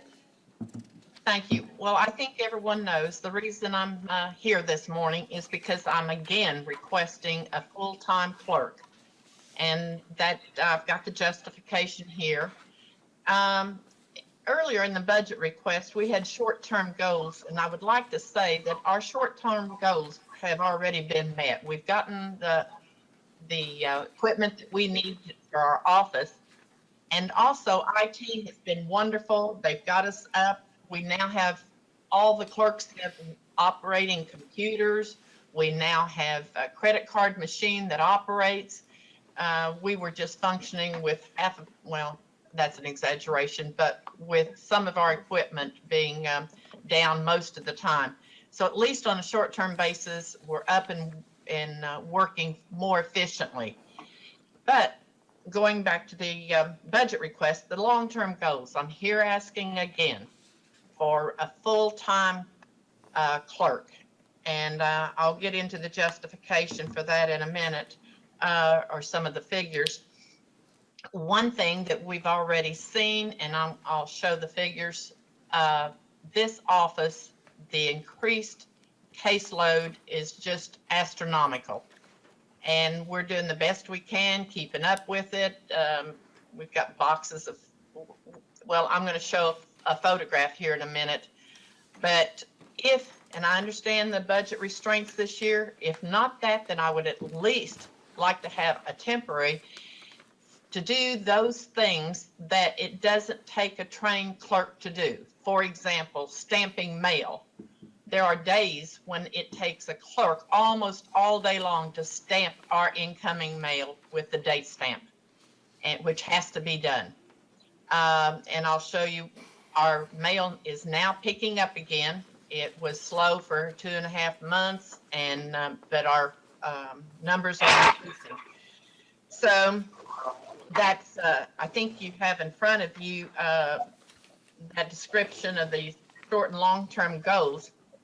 And now I would like to go over and talk about what's going to happen for the rest of the year. I have the middle of the page is Justice of the Peace 2-1 personnel request, and that's the judge, the amount that would be requested for a full-time clerk.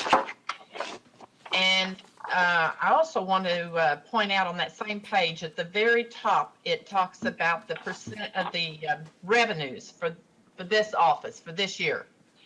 And it shows that as of the end of 3/31/20, that we needed $158,000 to meet this year's projected revenue.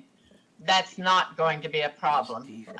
We're now within, I think, about $60,000 of having met that request, and our filings are just now coming back up to what they were previously, or not even that, but are coming back up. So I think you'll see that our revenue for the past 3 months that are not reflected in this budget analysis, that it gets us up to what we should have been before all the slowdown. The page I want to point out more than anything else is the top of the page, and this came from I think Dale's office, Justice of the Peace operating budget request. And there's several things that I want to point out on those. Number one, I think it needs to be considered when we look at appropriations. That my knowledge, this is the only office that pays for its rent, its upkeep, and the various expenses that come about as a result of owning your own property, so to speak, or it not being county owned. I get charged for rent when no one else does. They don't get a pro rata portion of the county courthouse charges or anything else.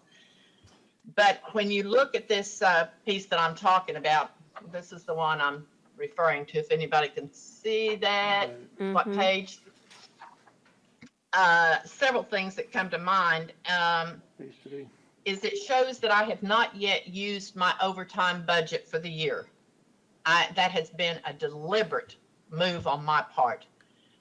I could have used it and eased our burden somewhat, but as of yesterday, one of my clerks is out, and I was waiting and using this as an emergency fund. I don't think it's smart for anyone not to have an emergency fund, whether personal or business or what. And I'm going to have to use that. It's just $1,000, but I'm going to have to use that to make up for having a clerk out because of the virus. And we will allocate that, Judge, to the COVID. She was exposed to the virus over the weekend, and we just found out that yesterday, and the minute she found out, within 2 to 3 minutes, she was out of this office. So that's one reason I haven't used my $1,000 overtime. Like I said, I thought of that in terms of an emergency fund. And so down at the bottom of that page, when you look at the collections for the years, and this came from the auditors that were in here, if one would look at, in this small print, I almost need a magnifying glass, the growth of the case filings in this office. And it shows that for the fiscal year 2019, that we had and I believe that's a 58.42% increase. 58.42% increase. We cannot keep up. I'm here every day. My staff is here every day. We didn't close down for the virus. And another thing that you'll see from this on the right-hand side of that page is the revenue collections by the fiscal year. Look at the trend. Look at the trend. And we're still operating. I don't know when the fourth clerk to this office was added, but it was before I came in 2017. But just look what's happened in 2017, 18, 19. And I don't know how we can continue to serve the public as we are. We're not getting very many complaints. We got one the other day because we weren't doing evictions because we're following the presiding judge of the 5th Region's directives and the OCA. Well, crazy here. All right. Something that comes up is the growth of our debit DBC cases, the debit cases. And I've provided everyone with oh, boy, I'll tell you what, I'm getting crazier here by the minute. I think everyone has a copy of this. I prepared it just for this meeting, just to see what is going on here. In 2018, we had 2,369 DBC cases. Judge Woodley, we don't have Last year that file just yet. We're getting it printed. It'll be here very quickly. It's coming to us, Joe, right? Hold on one second. We're about to get the handout that you're showing. Oh, thank you. This We is tried my- doing this yesterday. And you did Okay. this for us Because last year, and this was It's great. pretty simple and easy to see. Yeah, I I loved this. You did this for us last year. Yes, didn't do me any good, but I'll try again. Well, Sorry about that. it's gonna, I'm good. it makes an Using impact. that figure, and then there's another sheet that shows cases as of March 31. Actually, that would have been as of March 13 because our case filings just fell off. But if I were to use the end of the month figures for March 31 for this same type of DVC case, we had 752 cases. That being 3 months out of 12, when I multiply that 752 by 4, I end up with over 3,000 cases for this year. And last year it was 2,608. So the growth is not slowing down, and I'm doing the same amount of work. This office is with the same amount of people that we had years ago. And here's the point I want to make as to a temporary. If I can't get a full-time, let me just show this. I think you all may have this picture. Yes. This is the mail that came into our office on June 22. Every one of those pieces of paper have to be date stamped, and I'm using trained clerks to date stamp mail. We had a temporary in here. Thank you, Judge, for giving me permission to bring one in last year at the end of the year for a couple of months. We transferred money around like crazy, and she did things like date stamping, pulling files. I have 10 boxes of files that are here for me to go through the default cases. Things are not going to get any better in in the next fiscal year. As of September 1, we're going to start having more cases filed in small claims. This doesn't include our small claims. This is just one aspect of our cases. But because of the statutory limit going up to $20,000, we're going to have a lot more people that are able to get lawyers to come in and handle their cases. So we're going to have many more cases. Everything takes more time because of doing it by Zoom. I don't know what else I can provide the court and the commissioners to justify giving me some additional help to handle the work. We're paying for it with our revenue, as shown by these exhibits. And I'm open for questions. And Judge, I actually, because of another matter, woke up and had a good visit with Judge Lawrence this morning, and he was telling me, he said, we were able to data entry, like you, everybody gets backed up over time. We know when you're always behind, you never catch up. He said, but during this period where we weren't having in-person hearings, he said, we really got ahead on data entry, and that's going to really cause a lot of revenue jump for you here at the county. Do you also feel that way, that you got ahead and it's going to create even more revenue? I mean, it's unique to each one. Most of the revenue comes in on a more daily basis. No, I don't think that's true because you don't make anything by me handling my default judgments. The county doesn't make anything by me handling hearings. I touch every piece of the paper 3 or 4 times, but the money is made when the cases are filed. And we have to handle those on a fairly expeditiously basis, or we're going to tick off a whole bunch of people that provide us with our revenue. Yeah, I think he was referring to delinquencies of fines that he had turned over to Linebarger. That's what he said. Anyway, he's going to send me a report. I was just wondering if that was unique for his office or maybe that was applicable to others. Well, let me address Linebarger. When I came in, cases had not been ever. We were not on Linebarger, and I made that a goal, and we were very fortunate when we were able to hire a clerk who had done that previously, and she came in, and we have now put everything on Linebarger up to the first half of 2019. The report is nearly ready to go to Linebarger.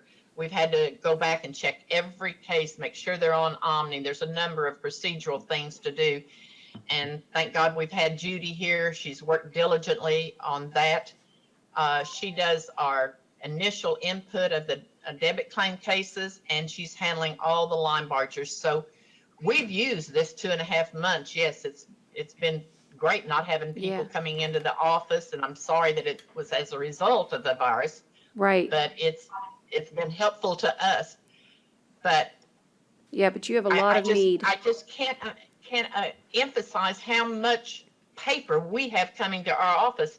Other judges come in and said, oh my God, when we're getting, before March, we were, on some days, we're getting 2 of the post office box, those plastic those boxes that they bring mail in.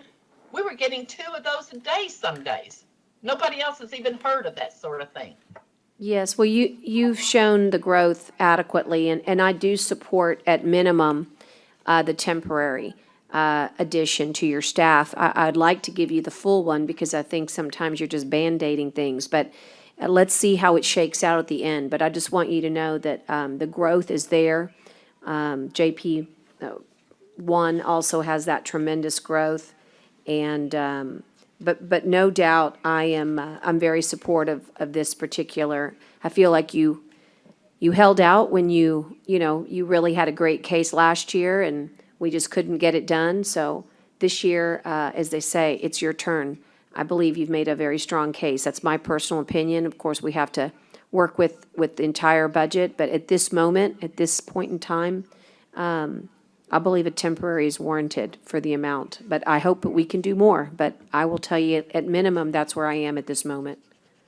Thank you. I appreciate that. I did not want to weaken my case for a full-time clerk by asking for. And you won't. In the alternative, give me a temporary, but I recognize everyone has budget restraints, and this is not going to be the best year for anybody as far as revenue. But Well, like and I it said, might my give us figures an justify it, and yeah. it's not good use of personnel. That's the silly part of it. Yeah, well, and I think it might pave the way to getting that full time because you're going to see the advantages of the efficiencies in the work. One I other think thing we have I'd a like question. to comment on the budget is we are in the process, we're having to move money around because my clerks did not get to go to any training this year. We took the travel expense and what have you and moved it to cover our copy expense and our label expense. We were cutting labels in half to spread our money around, and we're just shifting money around in the budget, not literally, but in the budget, just to cover the expenses of the increased caseload. We just can't continue to handle the work with the same amount of money that we had several years ago. Judge, are you saying that you have to increase your amount on supplies, or what? Is that what you need, to increase your amount on supplies? Yes, we have requested that, and you'll see that in our new budget request. Also, there's been a couple of adjustments as a result of us being in rented facilities that were unforeseen, and some of that I don't have any control over it. But yes, we have asked under office expense and supplies. We've asked for an increase from $6,700 to $8,200. Paper, the labels, the file folders, everything. We're reusing everything. We're cutting things in half. We're trying to spread things out, but you can only do so much and have this type of increase. Hey, Dale, are they showing a big difference in supplies? Are Pardon? they showing that big of a difference on supplies?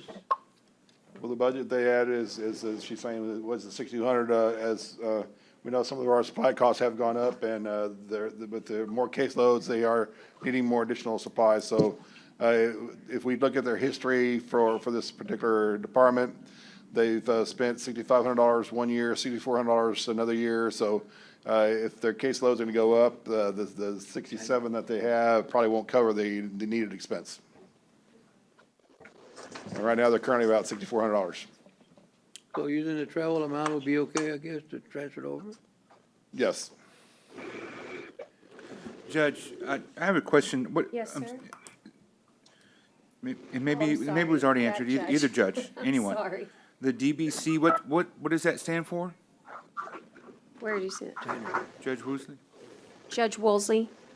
I guess There we go. I can't hear. The DBC cases, what does that DBC stand for? Debt claim cases. Oh, That's okay. a particular type. Basically, you can think of them as credit card cases. It's where people have not paid a credit card bill, or some of it is cons, furniture, where they've contracted for a payment and they have not Credit card debt. fulfilled their obligations. And the holder of that credit card, most of the time, they don't handle the cases themselves, but rather sell it to a collection agency, and then they file a debt claim case. So we get the petition in, and we get $46, which is allocated among various people for that file, opening that file, handling the citation, getting it ready to send to the constable for service, getting the service back or getting a request for alternative service, and then sending that out, handling that, getting the case filed and served. So, And then after a period of time, they'll file the justification, the backup information that one would need to issue a default judgment in the event the defendant hasn't filed an answer. If they filed any type of answer, we have to set it for hearing and go from there. But it's basically a credit card debt. so are these cases, are they required to go to your court, or can they be sent or filed at another court?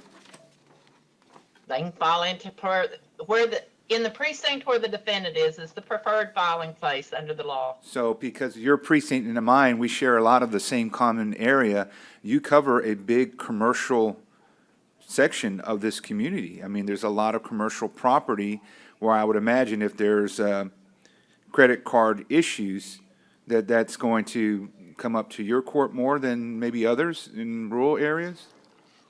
Well, it's not the commercial operations. These are national credit card, Capital One, Okay. Symphony. So it's not anything done at a particular store, it's if you're not filing, No. if you're not paying? Cons is probably the only specific place that I can got you. think of Okay. that is located here. Let me just So- put it, But and Judge, I think let me put it just so it can be clarified. These are cases that were sold to collectors from the credit Yes, sir. card companies. Oh, gotcha. They couldn't collect it, so Okay. they sell it to collectors that can collect it, and they make the money, and that's why they have a leeway to go down on what they owe. But there are actually cases that couldn't be collected no more, so they were given to another collecting agency. Okay, so then they just end up being filed at a bigger rate at yours and others. I just, I look at this and it just makes me, wonder how, to a bigger picture outside of budgeting, but it impacts budgeting, is that, we've seen this in other courts, and I think it's just, Judge, I think it's over the last decades, just with the shift of population, we really used to have the precincts place 2, place 3, where you had a large majority, and we still do. I know we see JP 1-1 has a lot, right? But it's kind of shifted. And so I don't know if something, as we look ahead in the next year or two to redistricting and those issues, that we really need to look at how, if we can, I know we have to do it based on population, but how can these borders be changed a little bit to help modify this, right? To kind of spread the load a little bit more equitably for these JP courts, so they're not inundated with a bunch. Now, I know some courts work on a part-time basis and others are there full-time, and so they may be the ones that get more cases overall. I'm not just talking about these DBC cases, but overall cases, juvenile cases and others. But I think that's something that we need to just put in the back of our heads and think about as we move forward to looking at the census numbers, if or when they're collected, and then when we take on that challenge, I guess, in 2021 to look at redistricting, because that's a concern for me. One, yes, we do need to give the judge what she needs to help handle this disparity in numbers, but also I think we need to look at how can we, if we're able, to change those boundaries to help bring some more equity to those numbers. Let me just kind of, Judge, if you don't mind, Commissioner. According to statute law, anybody can file anywhere they want to file, no matter about the boundaries. It doesn't make any difference. They can file anywhere they want to file across, as long as they're within Nueces County. And that's everything. Even truancy can go from one court to another court. The only ones that can file in that court, that have to file in that court, is the evictions. Evictions have to be filed within that jurisdiction of that court, within those boundaries. And that's what the law says. That's the statute that says that evictions have to be filed in that court. But any other cases, it's up to the person filing the case to file wherever they want to file. I mean, because they could be in Flower Bluff and they can file in Calallen, they can file in Robstown, they can, you know. But could they, is there anything, Commissioner, in the statute that says you couldn't shift cases around? Is there anything that Yeah, it prohibits says that? that, you can't do that, you know, because then you show favoritism, you know, saying, well, you pick this case, I'll take this case. You can't do that by law. But you can't refer a case if you get overloaded and just take really? You can't, and you couldn't randomly assign them or anything? It's just like juvenile 5, you can't send it somewhere else. Do what now? Juvenile 5, you couldn't send it somewhere. Hey, Dale, nowhere else I to would go. just be curious, I'm sitting here looking at how many clerks each JP has. Yes. And I'm just curious, I mean, looking at the cases, she's really overloaded, and then I'm looking at the JP 11, and he has a lot of cases as well. And it looks like Rubio's picked up for 2020, I don't know, and then some of the others. But I'm looking at how many he's got. Some's got 4. You got Benavides has 4, Santana has 4, I believe. This is correct. I believe that's correct. And then Rodriguez 3, Rubio 3, Gonzalez 3, and then Armando Gonzalez is 2, and the others have 2. The ones that have 4, I can see that Benavides and Woosley need them, obviously. But is there any way we can tell if the others need as many as they've got? The ones that have the 3, or Well, just curious?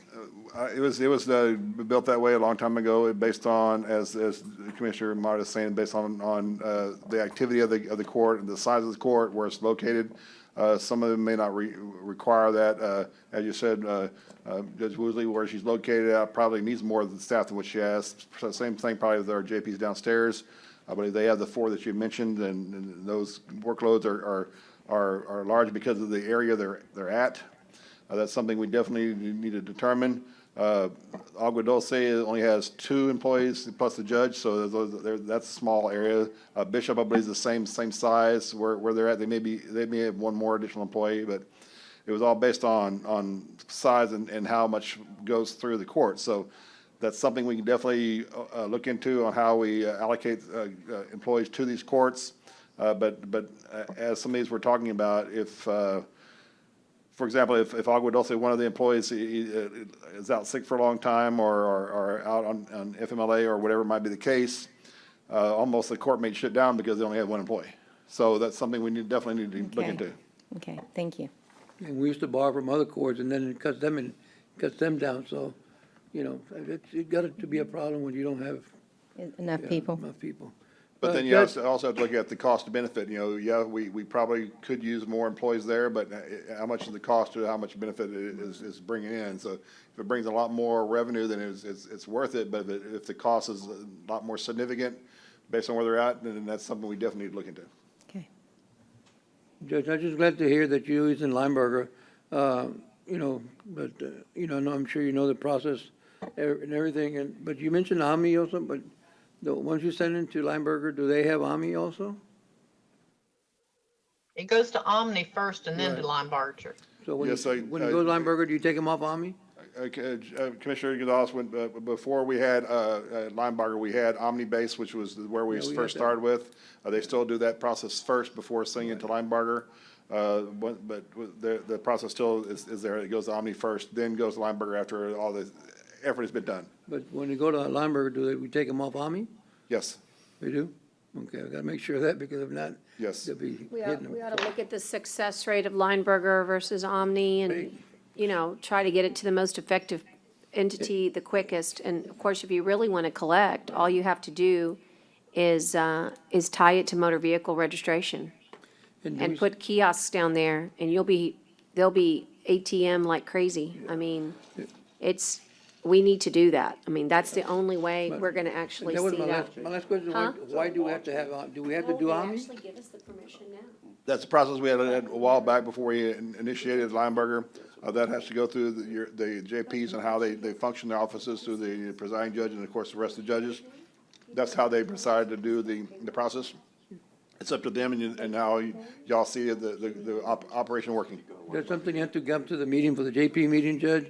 Well, hopefully maybe y'all can say, well, we're not gonna have, if we just send it straight to Lomberger, you know, you bypass, 6 months, you gotta wait, what, 3 months for Army, then you get, by the time you get it back, and, you know, it's another, by the time Lomberger gets it, it's another. Far. Yeah. Yeah, and the studies show that the longer you go out in time, in other words, the older the case, the less chance of recovery. Correct. So I think we need to look at that. That's really us, Joe, talking out of turn here, but it's just the idea of getting the collection on our side. But Yes. listen, I think, Yes.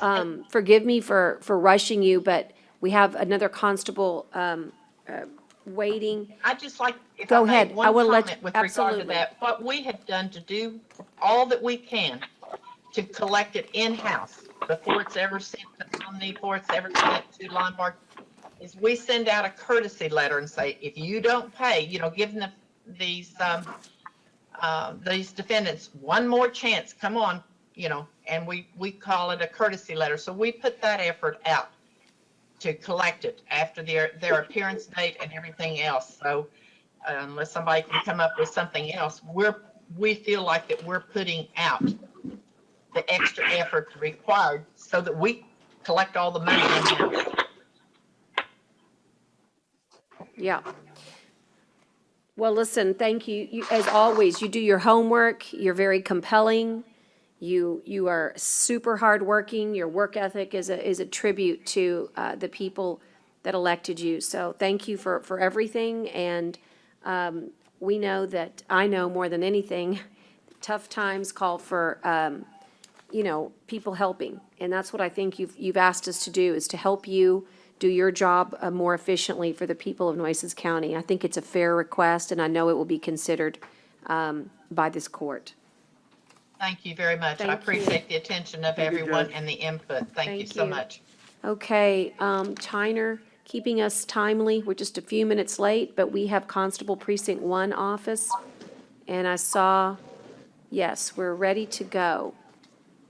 We're just going to change documents here. Hang on one second. Oh, I got mine out. Okay. Anytime. Good morning. Good morning to you. Good morning. Can you hear me? Yes, sir. You're ready? Good morning, Judge, We can County hear you all Commissioner. morning. Yes. I'm still trying to get this organized here on my phone, but I think I got it working now. I come this morning again to request some more manpower, really.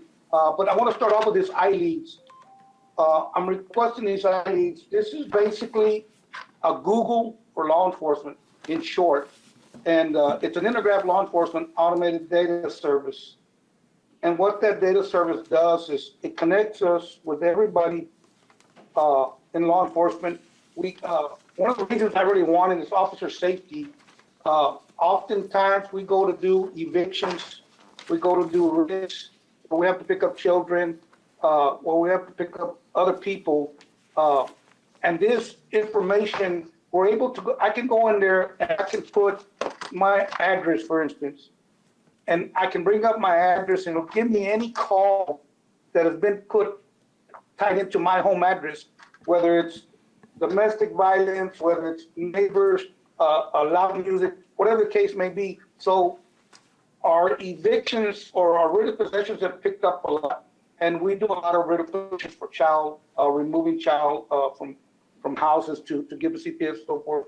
So with this tool, this allows us to go in there and do a little bit of research when we're attempting service on these papers, especially the protective orders, when we're trying to find the suspect.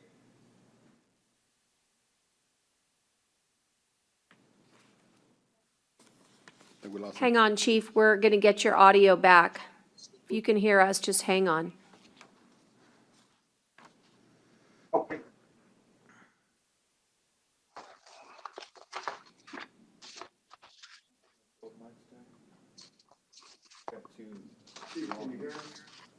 Are we having bad weather outside? Yes, I can hear you. There he goes. Okay, go ahead. I Hello? think we're good now.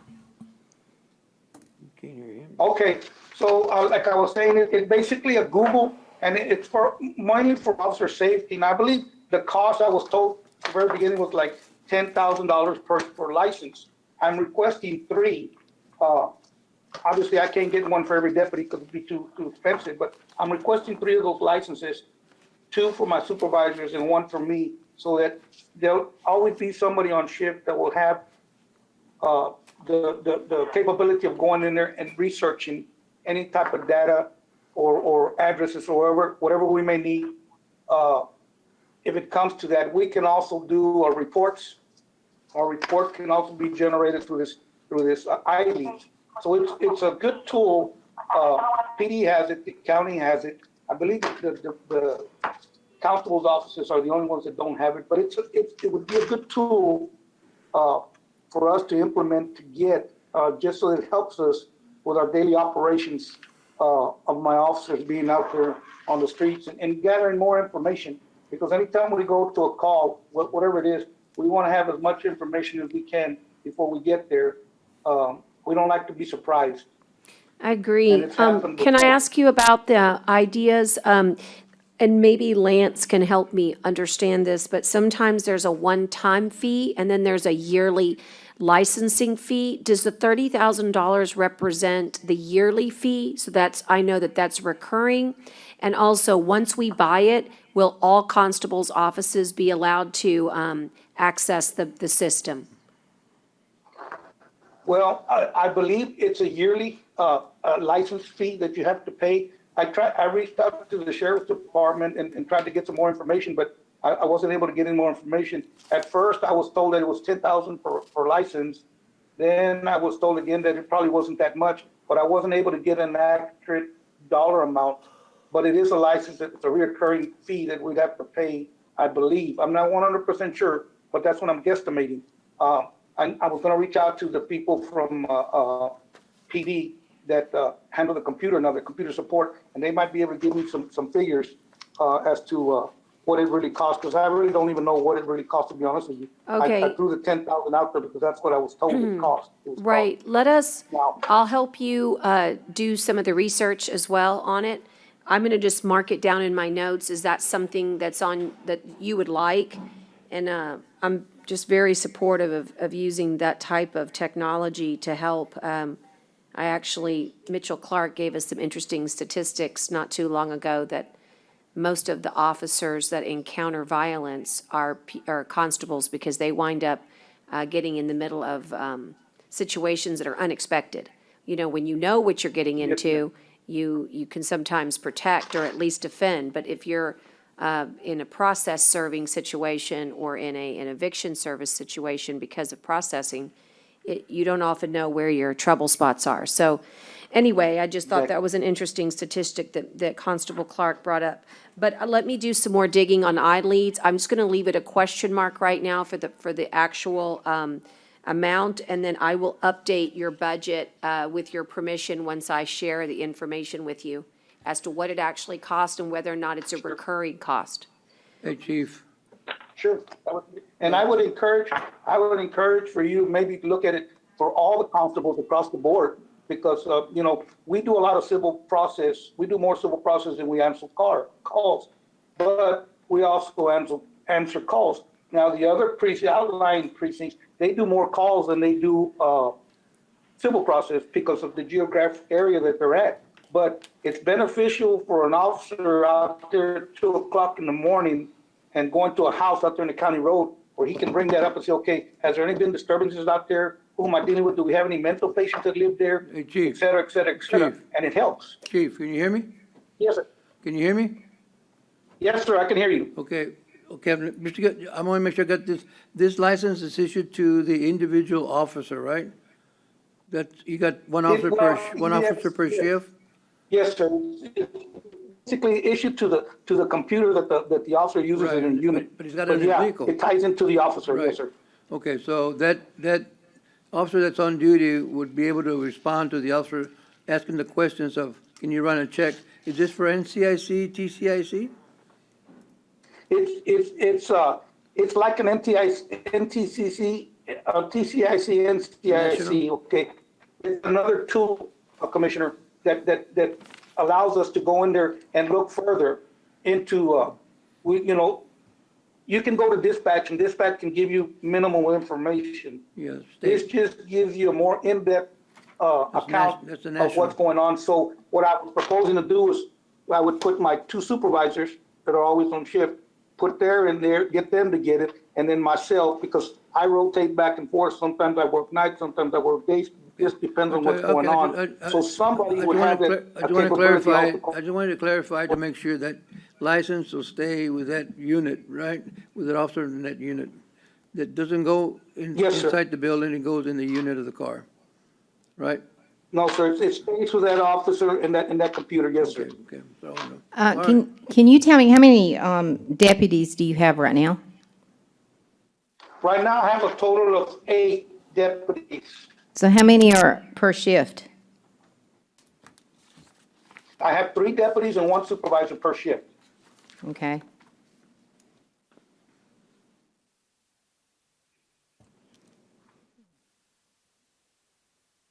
It's 12.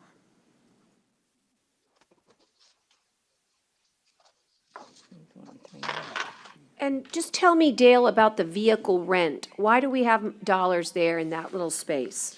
We are requesting, and we will be replacing one of the patrol vehicles for the Constable Precinct 1. It's going to be a SUV. We should be getting that very soon. It'll be at a cost of $9,525 per year. Oh, for I one. see. So that just, it's going to apply to every department? Yes. Okay, that's If we're, fine. if we're acquiring a vehicle, that's what it'd be. That's So where it's going to show up? yes. Okay, so it's not Chief's doing, that's our doing? That's our doing. And Okay, that'll be that's the one fine. SUV that we're working now. Okay.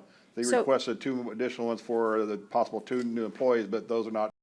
So really, Chief, your personnel request, I'm sorry, your operating budget really is limited to the ideas. And then we're kind of putting vehicles in a different category because we're already working on vehicles Yes. for you. Yes. And, Yes, ma'am. And then on the personnel, it's the 1 additional constable deputies that you're looking They're for. looking for 2, Your Honor. I'm so sorry, for 2. Well, I'm asking for 2 additional slots, ma'am, 2 deputies. Also, Okay, so it's two okay, 2 deputy constable ones, okay. and then, of course, I requested the 3 vehicles, the 2 for the 2 deputies, if I get approved for that, and then 1 to replace several. I've got 3 units that are touching almost 125,000 miles, which at 125, they deem them unsafe to Yeah. use, but No, You we're know, really working hard to get so everybody I- and I good don't know- vehicles. We're Yes, really so- working on that. And I understand that. Yes, I understand that, but I just put it in there because I needed to put it in there, but I know you guys have already entered, I believe, to a deal, and at some point, we're probably gonna get these cars replaced or changed out, which is a good thing. I just wanted to share some more things for you. I mean, I don't know if you guys have a copy of my short-term and my long-term goals, but I also put in there, what my short-term goals were. One of them was, of course, to eliminate, reduce the workload on my deputies. Right now, like I said, I have 3 deputies and 1 sergeant. So if every JP office in my precinct requires or requests a bailiff for that morning, I'm down to just a sergeant and myself on the street. So if we're having to do that and we're having to do a writ of position on top of that, my sergeant and I will take care of that. And of course, if I need any backup, I rely on CCPD for backup. Putting 1 more deputy per shift would allow me to have an extra deputy on the street at any given time. And that would help. I'm asking for the ILEADs for the short-term goals also because of that. I want to try to enhance my officer safety as much as I can because it's getting worse out there, and any tool that we can get to help us is always a good thing. My long-term goals obviously are to produce cost-effective police services for the community. I'm always looking at ways and grants, whatever I can get to try to bring down the cost to make my department better. And that's all the time. That's not just something that I do every once in a while. And I just want to throw some quick numbers out so I can finish this call. I just wanted to let you know that I pulled up some data from 10/1 of 2017 to 9/20 of 18, we brought in over $700,000 in civil process papers. We served a total of 8,275 papers. And that was anything from an AG citation to a forcible, a tax citation, writ of possessions. On my writ of possessions, we did a total of 263 for a total of 41,000. My tax citations, we did 644 served.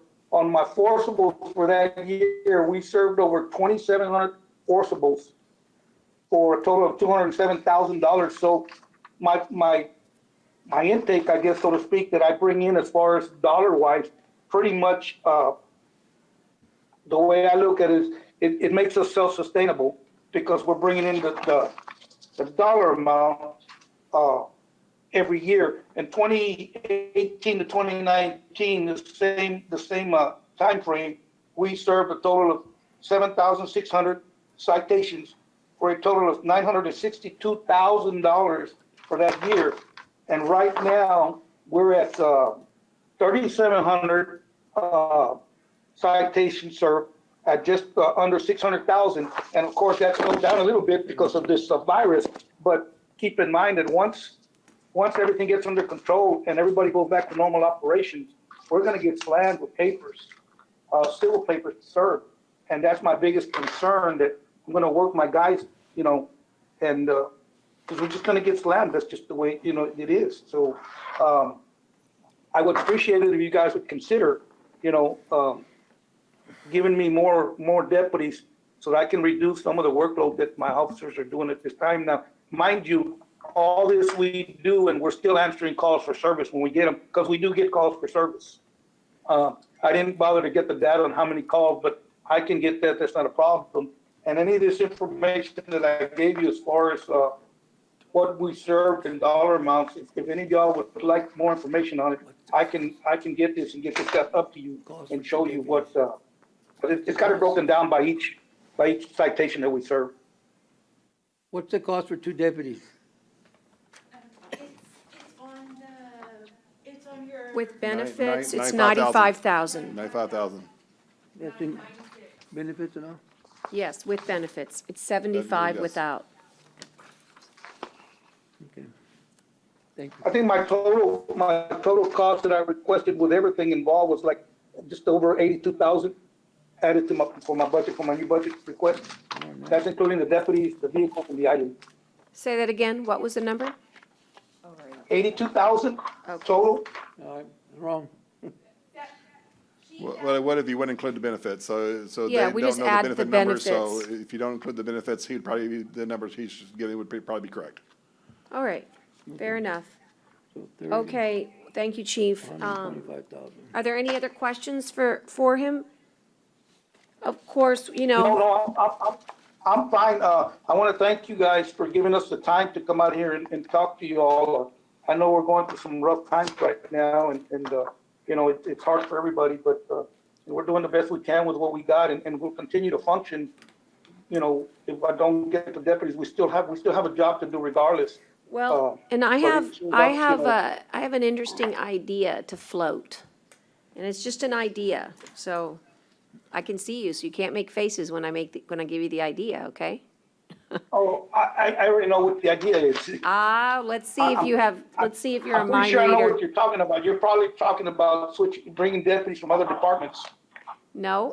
You're not no. talking about that? I'm talking about courthouse security. It's a real concern for us, and we are trying to wrestle with the idea of how we would bring courthouse security with actual, peace officers.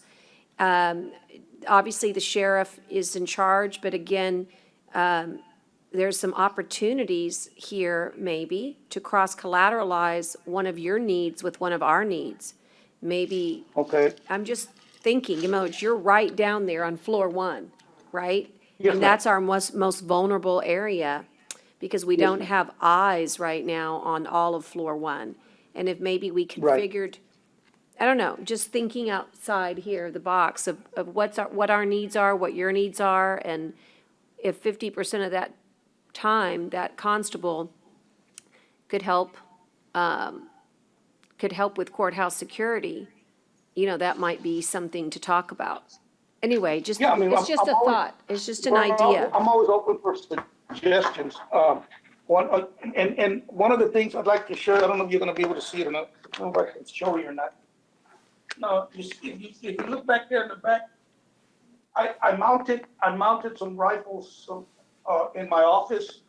And, what I did that because nowadays, you just never know. So we're equipped to, I guess, to try to help the sheriff's department in the case we have a crisis here at the courthouse. I'm always looking for ways to try to, because like you say, we're right here in the middle of it. We're on the first floor, so we're gonna get the brunt of it. So yes, I welcome any ideas that you all might have that you think might be able to benefit me as well as you. I'm all for it. Okay, well, thank you. Are there any other questions? If not, we're going to go ahead and move on to our next one, but like I said, this is our first stab at it. Be ready for us to, call you back and just ask you some more questions once we start. Like anything, we have to hear everybody before we really know what opportunities we have to assist. But thank you very much for your thorough report. Thank you, Judge, Commissioners. Okay, thank you. Thank you. Okay, bye-bye. Bye-bye. Okay, Tyner, we are now at Constable Precinct number 4. We're a little early, but I have to tell you, I need the 5 minutes because with what's happening with the orders, I could really use a quick call to the county attorney. Can we come back on at 10:45? That's when they're scheduled. Tell Mitchell that. Hey, Judge. Yeah, who's there? This is Melissa. Hey, I was Melissa. told that I was moved to 10:45. Oh, well, I don't so know. if that's me, You you could can take be. some time. I'll wait for you. Is that true, Tyner? Did we switch her? I'm just going off my original score sheet. Precinct 4 is first. Yeah, we might have, okay, hold on, Melissa. It's Bobby, not Mitchell. Because then I can hold off for however long you need, Judge. Yeah. And, He's on, Tyner, he's on, but he's muted. Teresa, did we you hear me? switch I'm here. somebody? There- No? there he is. Hey, There Melissa, he is. let us do Bobby and then we'll call you back when we're done. Expect it to Okay, that's be fine. at, That works. Okay, thank you, Melissa. Thanks. Appreciate it. There's Bobby.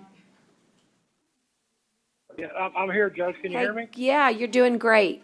Good. We're gonna just switch to get us I got to get the right paperwork. Anytime you're ready, sir. Good to see you. How's everything on our island? Well, it's doing fine up there. I just want to let you know I've had to send another deputy home that was exposed by a family member Darn. to the coronavirus. Now, I have 2 of them now in quarantine. Both have been tested. I'm waiting for results. Okay. Well, Bobby, that's what we're seeing all over. It's remember that famous, you ever watch that movie Hunt for Red October? I love that movie. There's a Yes. line in that movie where Jack Ryan says things are gonna get a lot worse before they get better. Yes, ma'am. That's what's happening here. Bobby, tell us about your needs for this upcoming, budget. Okay, I've requested one more deputy because of the growing population out here and getting some pressure from the constituents about having, more patrols. I know that's not my primary function, but it's hard to convince people of that. And whether I win or lose in the next election, I want to leave the department in good shape. So I've traditionally come in to under budget every year. We saved a lot of money this year in fuel due to the fact that the price has been way down. But I have, I've run this place back when the price got way up too, and we ran out of fuel before the end of the year. So that's a cost savings right now, but I don't know how much longer it's going to last. So I also asked for some new dash cams for my vehicles. A few years ago, we bought dash cams on a grant, and they worked okay for a couple of years, and then the company sold out, and then they wanted new license fees, and they were just astronomical, and they weren't cost efficient. We also, during Hurricane Harvey, a lot of that stuff failed just due to the exposure from the elements. And then the other thing I asked for is I'd like to have 4 replacement radar units for some of them I have that we've had for several years and they don't operate like they're supposed to. Traditionally, you know, we work the traffic and they will eventually pay for themselves. But rather than that, you know, just the standard, you know, we need replacement vehicles. I have one out of service now that we use in the Clayburgh County area. We've had it for almost 5 years and the frame is rusted out and it's separated. So I took it out of service just for the safety of the officer that drives it. But rather than that, we've stayed in compliance with our vehicle maintenance, our fuel, and all the other budget keys that we have.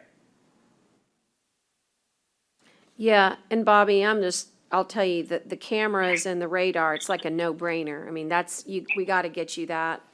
And, Your Honor, we should have funds this year that if That's we what I- work with Teresa and what I Michael, we was should be able to thinking. acquire that this year. I'd like to try to get that to you as soon as possible. So we're going to work with Teresa and Dale on Judge, that. Yes, sir? Let me just say, I'm trying to remember the last time Bobby even asked for anything, because he definitely works well within his budget and doesn't, I think I've helped him on a few capital projects, truck here and there, you know, stuff like that, but he just doesn't ask for a whole lot. So if he's asking for something in regards to the personnel, then certainly I think we need to look at it. He's not one that comes in here and asks for a whole lot. I don't remember the last time he's asked for anything in regards to personnel or anything like that for sure. I can tell you he's right. The requests out there for additional patrols and additional, whatever you call it, patrols, I guess is the right word, has been pretty demanding with the growth and with especially with all the traffic we have on that beach. It's been pretty staggering, to say the least. So I'm kind of jumping into his personnel a little bit, but Bobby, if you want to talk about that some too, I did want to start with that. We just don't get a lot of asks out of Bobby, and he does a great job out there for us. Well, I appreciate that, Commissioner, and I want you to know that, you know, I've worked for this county over 40 years, and I've learned how to do more with less through prior administrations, and the obtaining personnel is the hardest thing, because when Corpus annexed all the way to Port Aransas, I lost 4 deputies. So I mean, maintaining the service that some of these people are used to out here has been very difficult. So how many deputies do you have? I have 7. 7? And myself, ma'am. 7 and Bobby, yeah. 7 too. Well, and I work like everybody else. So is it 3 to a shift? No, ma'am, we work 24/7 here. It's usually 2, but not right now because I'm short one guy. 2 to a shift at least on Mondays, and on the weekends we always have at least 2, all the way till about 3 o'clock in the morning, and the midnight guy works until 7 before the day shift comes in. And I have If I had one more guy, I could field two people a shift. And I have to tell you, Port Aransas is growing by leaps and bounds. I mean, it's just amazing what's happening out there. But Judge, the people in Port Aransas understand. It's the people in Padre Island that don't seem to understand that Corpus PD is the primary down there. And we answer all the calls they give us, but they are the primary. So that's where the problem is. And now, you know, the Clayburgh, because, and, you know, I have to blame myself, is we made it pretty safe for people. So the crowds down there have been, you know, 100 times more than when we started working down there. So it's tough for me to field one guy a shift and have him go down there at night and take care of the Clayburgh property, serve the civil papers, and also do the regular patrols that we do. You know, I have one guy assigned, and that's all he does down there 5 days a week, but it's hard to prop that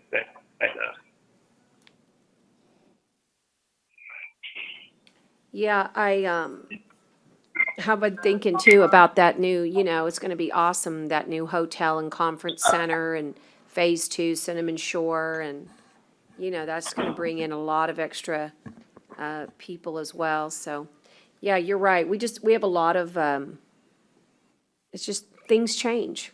So I'm glad that you're anticipating, what your needs are, and we're gonna do the very best we can. I am happy to tell you that I think we can get your resources regarding your dash cams and radar this year, so it doesn't even have to be a part of next year's budget, And Your Honor, we did recently purchase 8 truck vehicles, and I know that each constable will be receiving one law enforcement truck, so they should be getting one very soon. And our lease agreement has got one SUV coming very soon. They should have a replacement of 2 vehicles. so your capital outlay is gonna be met, okay? So you're gonna get your 2 vehicles and all of the resources you need. So that's exciting, that your capital outlay will go down to 0. So you're really just down to your deputy constable that you're looking for, Okay. so. Okay, Well, I questions? appreciate that, and I appreciate the fact that I can get it now. If you'll just have Romeo or somebody send me the paperwork that I need to get this done. Yeah, we're making notes. We'll make sure that we get that. Dale, if you don't mind, just make a little note that. Yeah, Romeo and Michael's working on the acquisition of the vehicle we have, and they're Actually, working Brent, with Enterprise. They would you should be do that for contacting us? you shortly. Second, second here. Yeah, I'm sorry. Would you just Thank be you, in Dale. charge of that? Would you make sure, get Romeo to get Yep. him the dash cameras and Yep, radar? absolutely. As a part of today's discussion? Yes, ma'am. Okay, Constable, if you go in and submit the request into Michael and his staff, he'll process the stuff for your dash cams and the other radar units you need. Send Michael the request, and we'll get it processed through my staff and through Tyner's staff to get everything approved. And Bobby, if you have any problems, if you'll let me know, I'll let you make the request, and then as as you've always done, if you've got any problems or you're not getting through, just call me and I'll help with that for sure. And we will go ahead and. Well, I'm sure that, Commissioner, thank you. We'll send an email Thank to you. Michael as well to make sure that they're well aware of what's going on. Thank you very much. Well, that's about all I have. I mean, I've okay, been through plenty super. of these, and so, That makes it. I'm not gonna hold you all up any longer. Okay, Bobby, take care of yourself very much, and you do have, this next few weeks is critical, so you've got that PPE, and I say, use it, because we don't want you going down. Okay, let us know if anything you else very comes up. Thank you, sir. Bye-bye. All Okay, right, goodbye. Tyner, we're gonna end with Melissa, but give her heads up that, she was gonna come in at 11:15. What's the clock? It's 10:50. Let's see if she can meet us at 11. It gives me 10 minutes to look at a document that I need to I'll look be at. ready, Judge. Oh, hey, thanks, Melissa. Appreciate it. Mhm. Okay.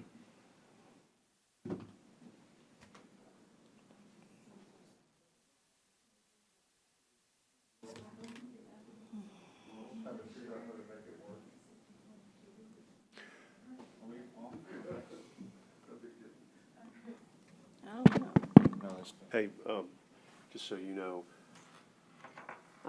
Parsons reached out and said, hey, why aren't we involved in the beach discussions? I said, there are no beach discussions. We're just going to the GLO. I'm trying to get it put Happened together. yesterday. Yeah. We would never not include you. And I put an email, we- to put Yeah. you on it and say, I'm trying I to know. get a meeting. I know. Honestly, we just didn't, I hope that maybe I can call, let's Right. mute these mics. Thank you. Thank you, John. Yeah, let me try to play catch up. We don't have anything yet, we will. In fact, huh? No, it doesn't, because remember, that's all GLO. But what I just heard from Joel Romo, to be honest with you, I'm gonna call Joel right now. What his job was to get the delegation involved first, before I got everybody else involved, because if you don't get their support, you got nothing. But I'm sure they're fine. No, he's not answering me. Okay. I just sent him Scott Cross's number because, the preliminary discussion was, does the city agree with you? And, what would Coastal Parks, how would they work with the city? And I said, my goodness, I mean, that's not the question. The question is, what do you guys say? Don't give me a question with a question.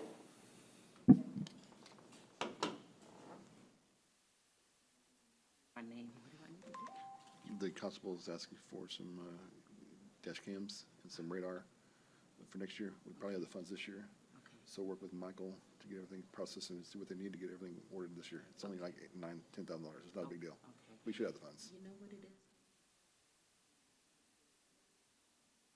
Oh, that's fine. Don't worry about it. The contingency has the stuff for the computer warranty, but we're not gonna spend near that much, so we should have the money.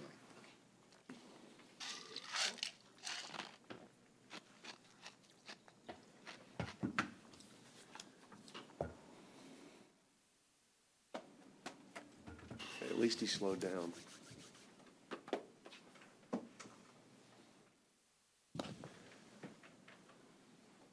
Okay, so we're on time, which is great. I do believe that emergency management's gonna take a lot longer. Okay. But I don't think it will be later than noon. I just mean that she could use the extra 15 minutes. Oh, no problem, no problem. Yeah, I mean, I think we all get it with her, I kinda do too, but, but I mean, it's the fire marshal. Hey, Michael? that's, you know, Let me just, and, hold on, 1 second. Yes. I'm gonna stand away from you, but I'm gonna, Also, they're asking for 4 radar units as well, so I believe talked to Teresa, we can move some money around, so if y'all can find the information and work with them and find out what they need, we can do it this year. All right, thanks, sir.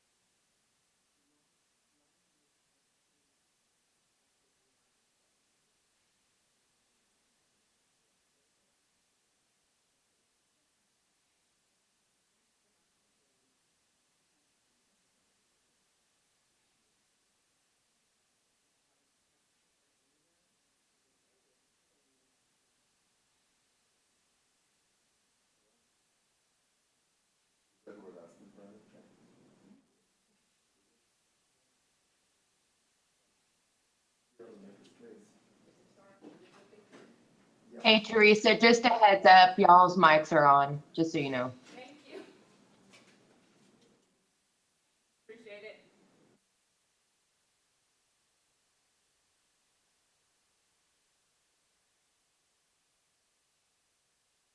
I can hear you.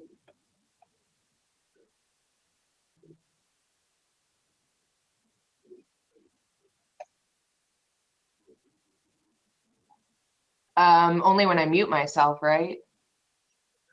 Okay.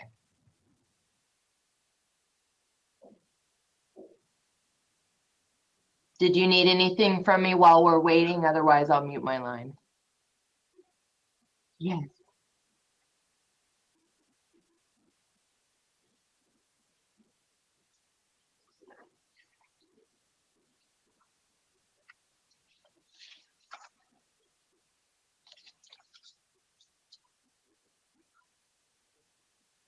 Let me see. I'm just trying to pull up on my. Yes. So you're saying 5 was for Halo Flight?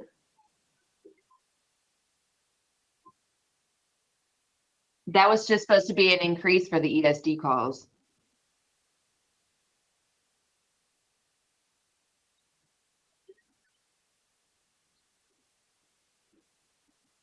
Yeah, that would have been on 5105. The 5 was for Halo and the other 5 was for ESD calls, fire calls, or EMS calls, I mean.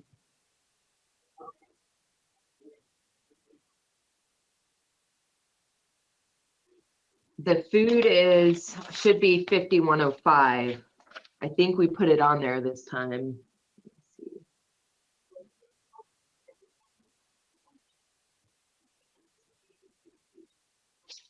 Yeah, for calls, for the EMS calls, because we pay, yeah, because we pay for those EMS calls.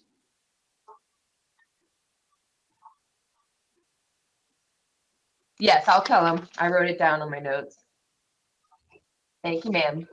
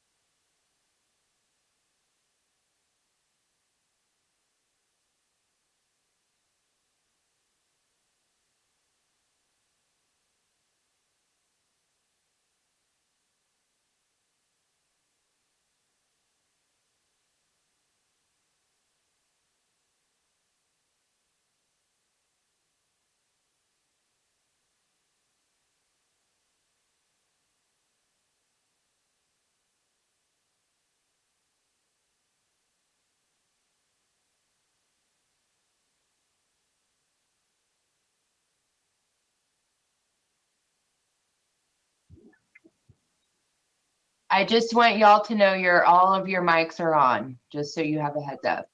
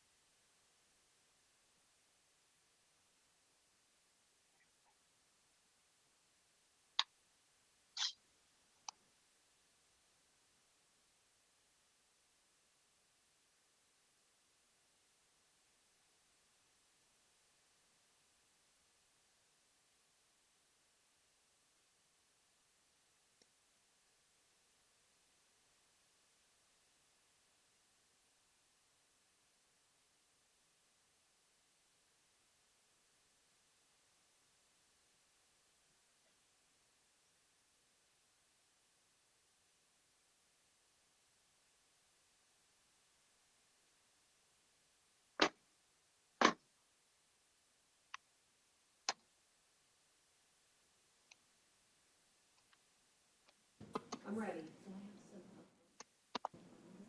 You wanna give them, I'm gonna give it to you? It's not for today, so wanna make sure. Here, I'm gonna bring it to you. I'd rather have it all current for the weekend. And then some of this,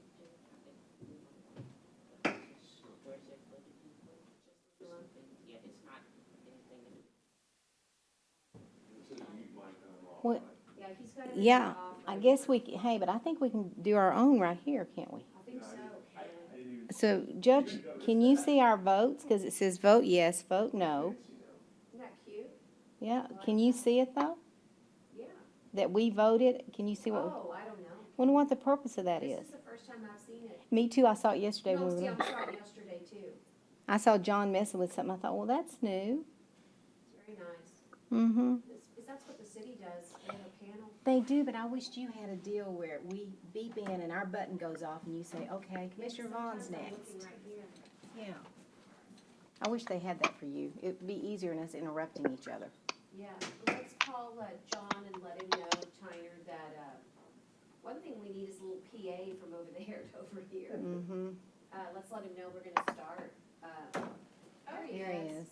Okay, he heard. We've been waiting on So you. tell Melissa that we are ready.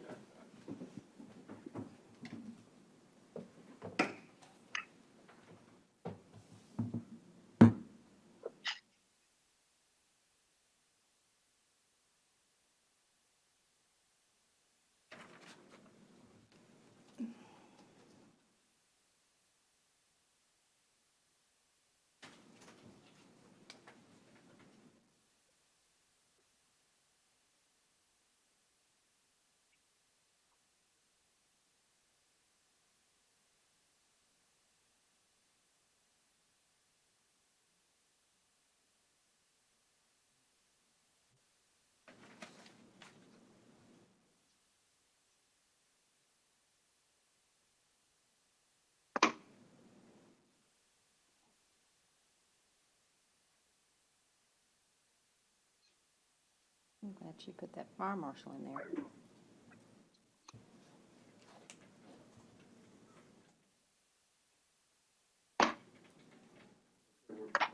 Okay, we are ready. Okay, Melissa, as they say, take it away. Go ahead. As soon as she comes.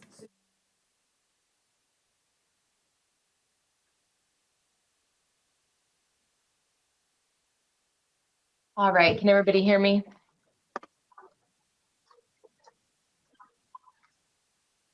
me see if I can get my.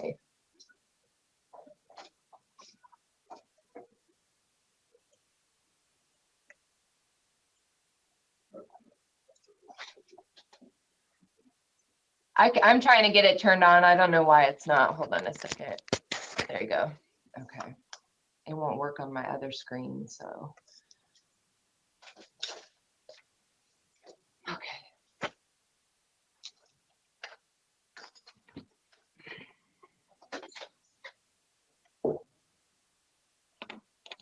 All right, folks, I'm ready when y'all are.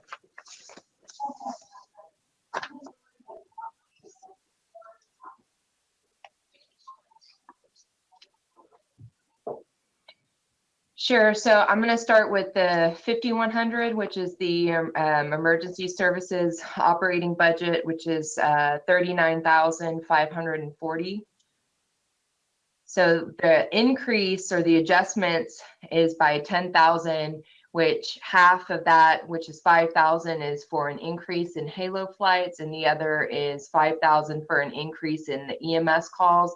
And this is anticipating a continued increase due to COVID-19 response. So that was the request under just the 5,100 is the 10,000 Halo and EMS.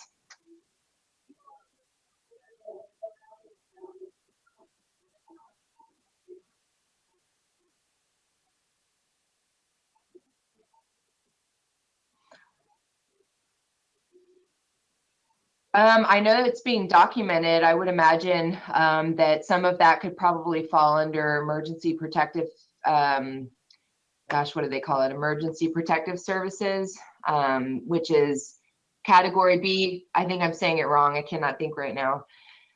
So I think some of it, depending on the calls when they started increasing, could fall under that. And then there's a possibility, I'd have to look specifically under maybe the CARES Act to see if EMS calls are going to be reimbursed.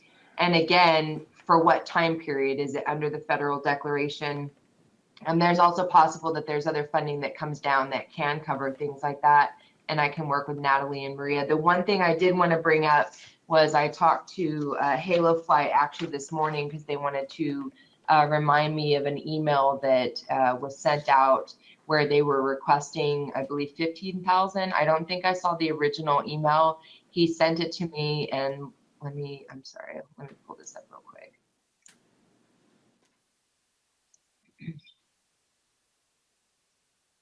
Okay.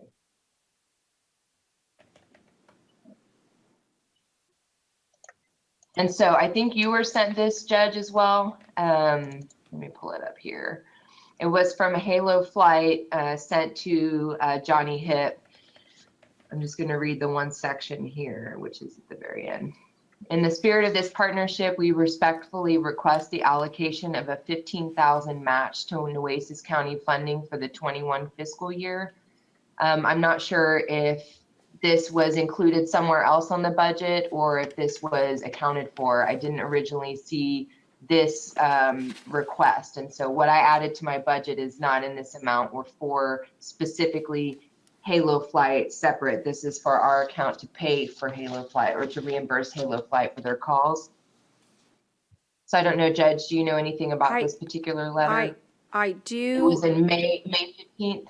It was an expenditure, go ahead.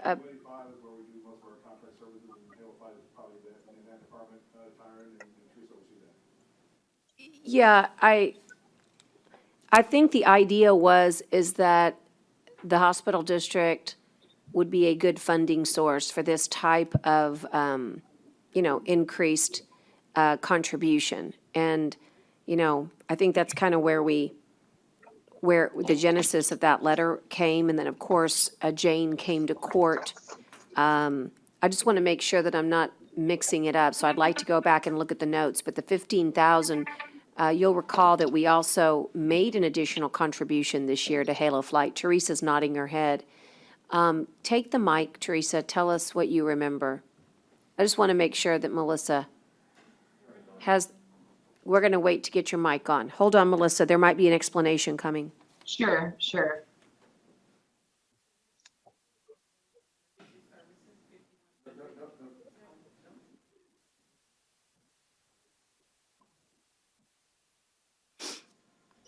Okay, the original budget for 10K is in emergency services. Last year, the judge added an additional 5K from her special revenue funds. So this year, we are requesting to reallocate the additional 5K in the emergency services department. So the total allocation will be the 15,000. Okay. I just wanted to make sure this request had been included somewhere in the budget. Yes.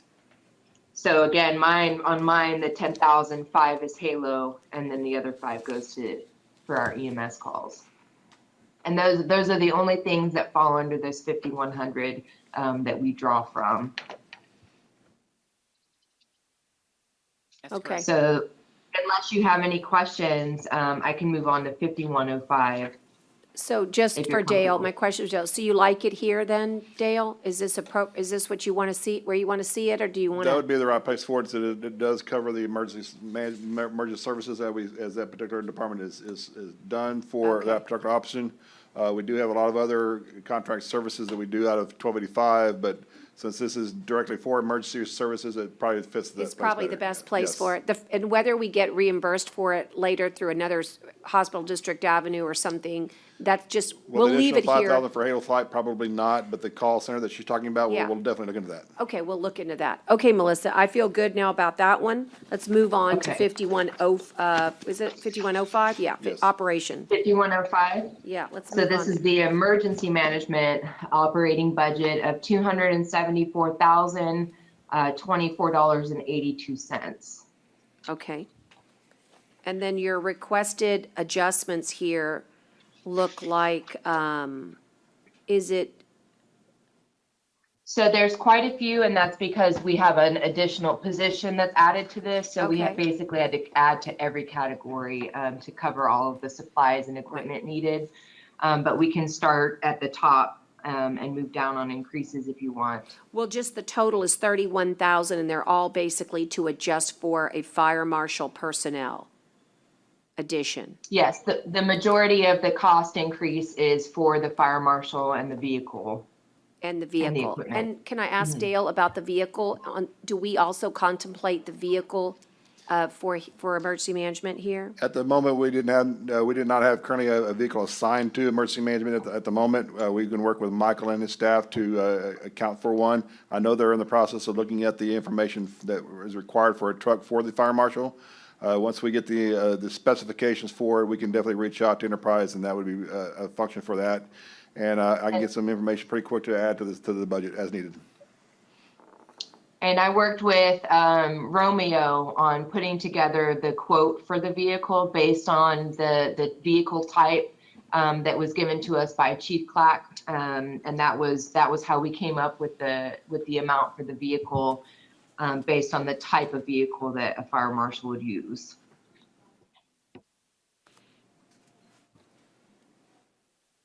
So that total increase of the 31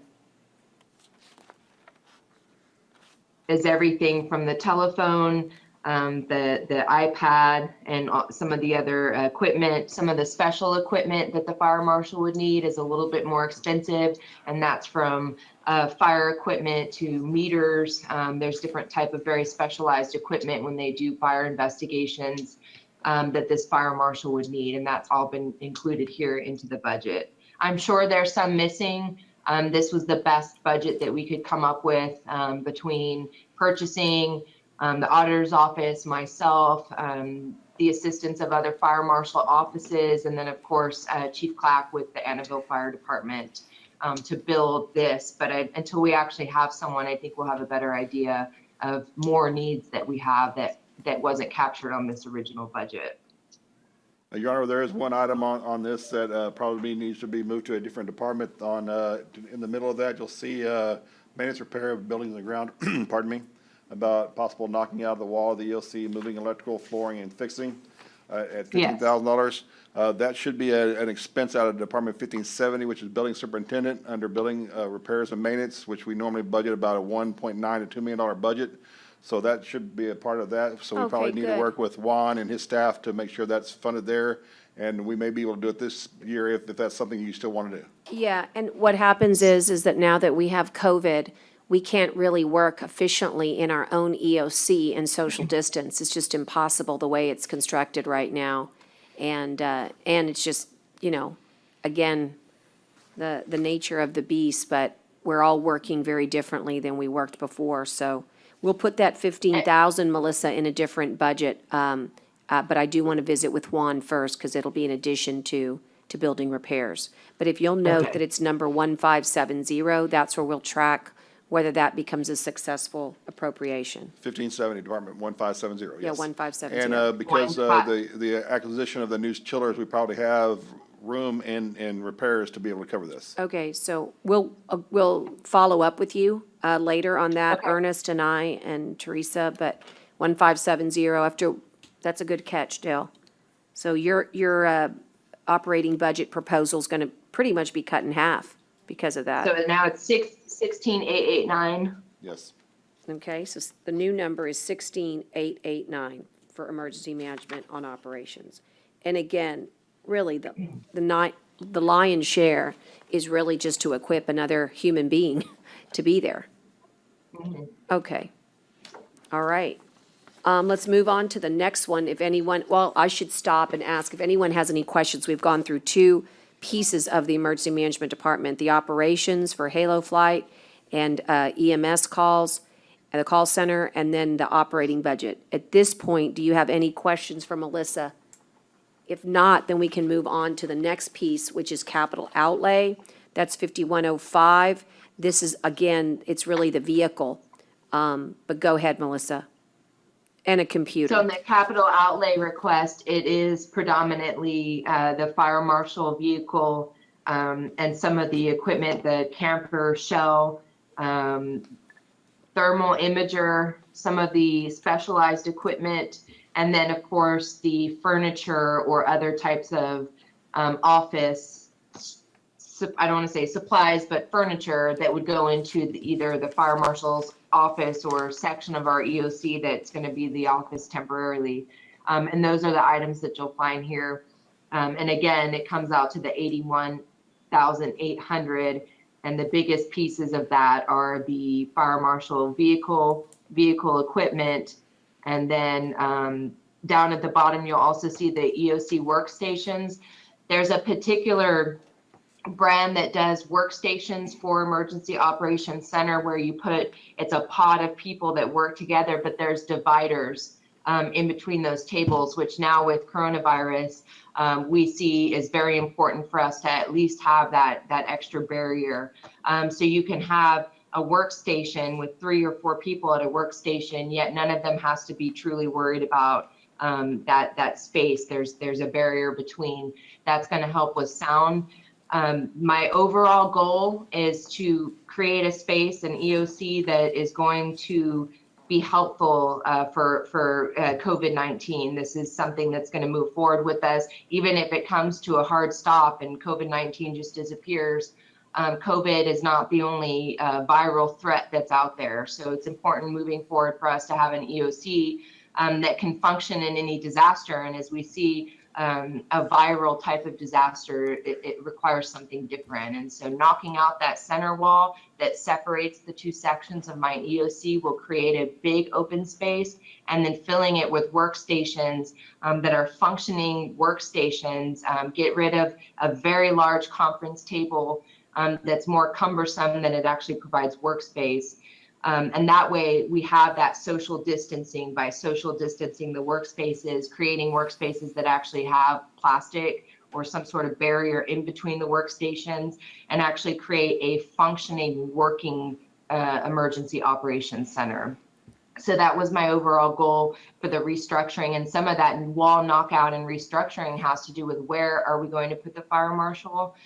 We have some options in the EOC, but it would require for us to make some changes, like taking out a wall, making the space bigger, and providing a specific space for a fire marshal. And we also talked about the possibility of off-site locations out of this building, out of the courthouse locations, and or additional locations that are here inside of the courthouse that just happen to be outside of the EOC. So there's different options, but the primary cost under that capital outlay is really the fire marshal and some reconfiguration of the EOC.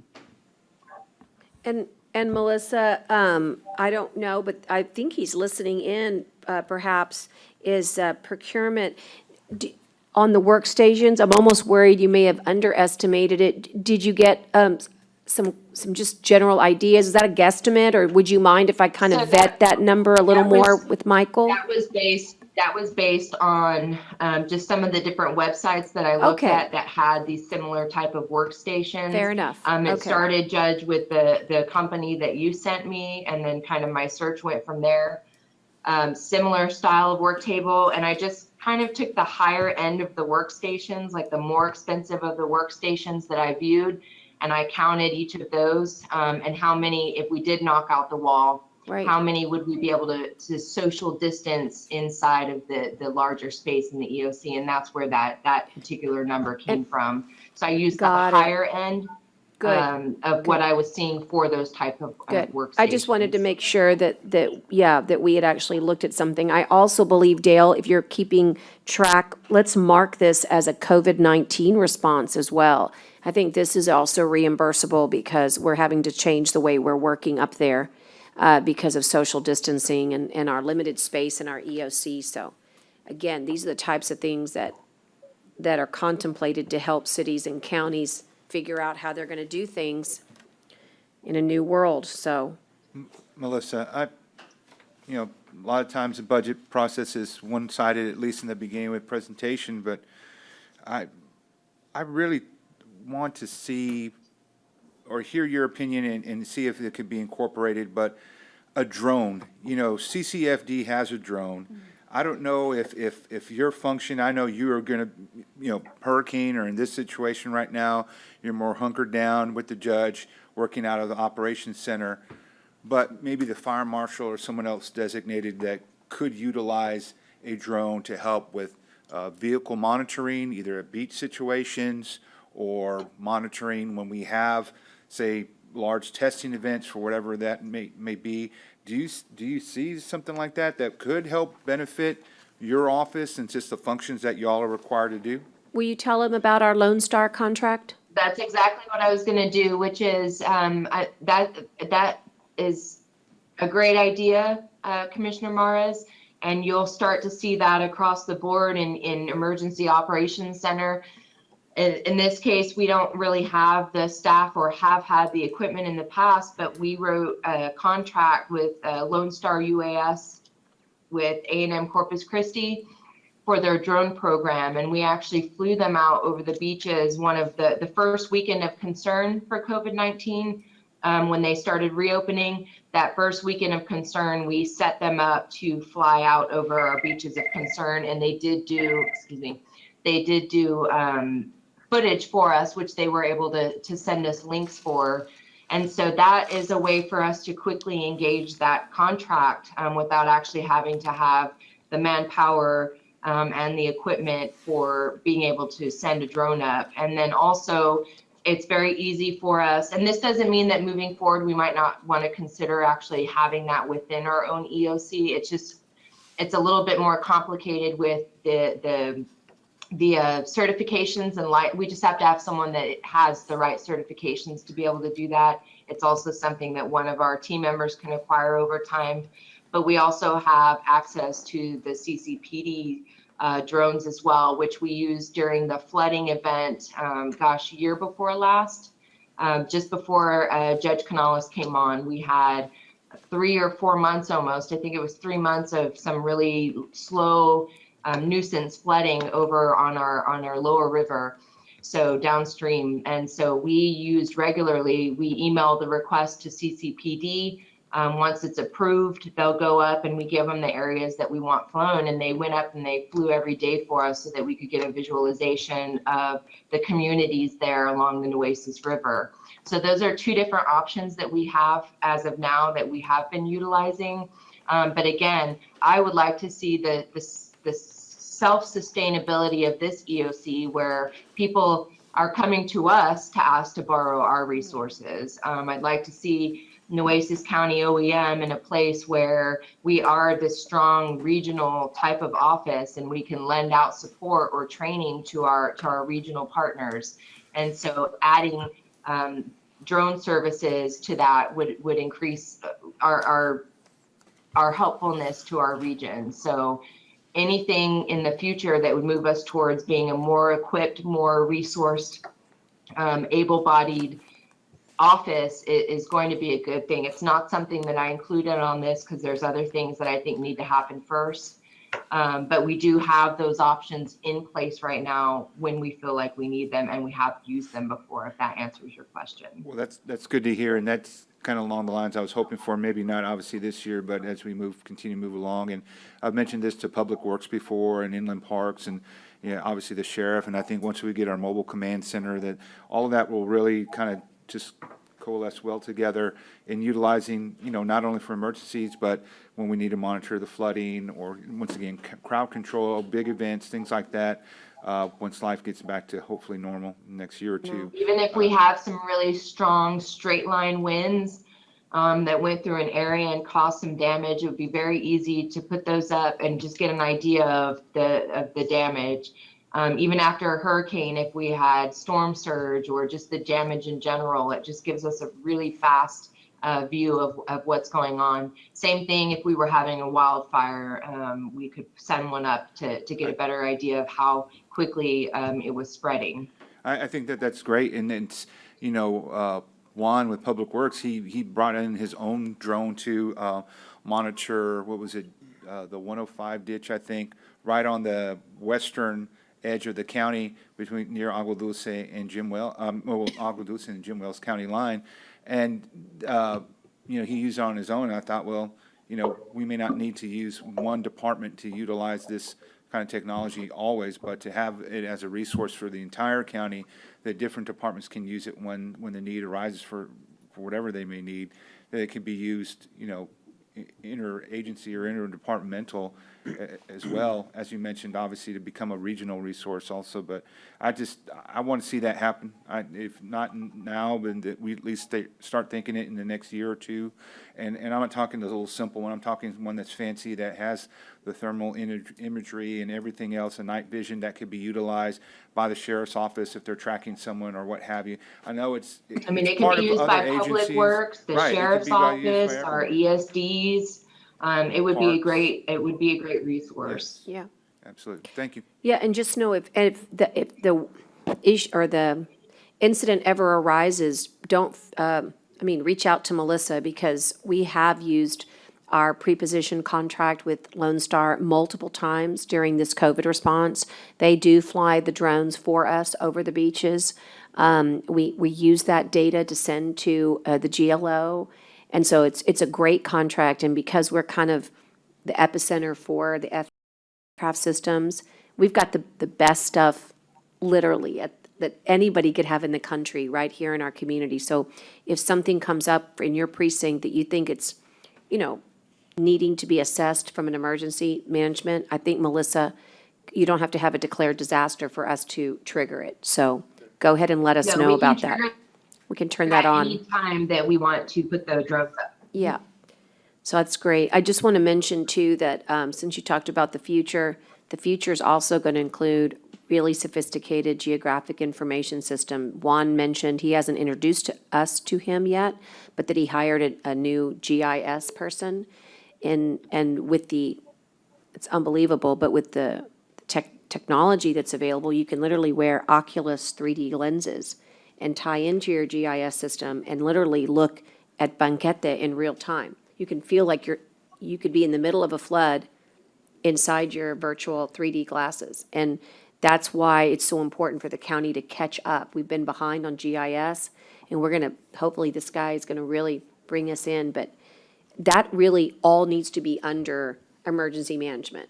It's just that we throw everything in Public Works because there's nowhere else to go.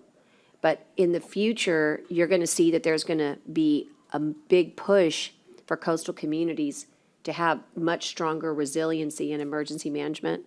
And because money's tight, the only way to really do it is to fuse.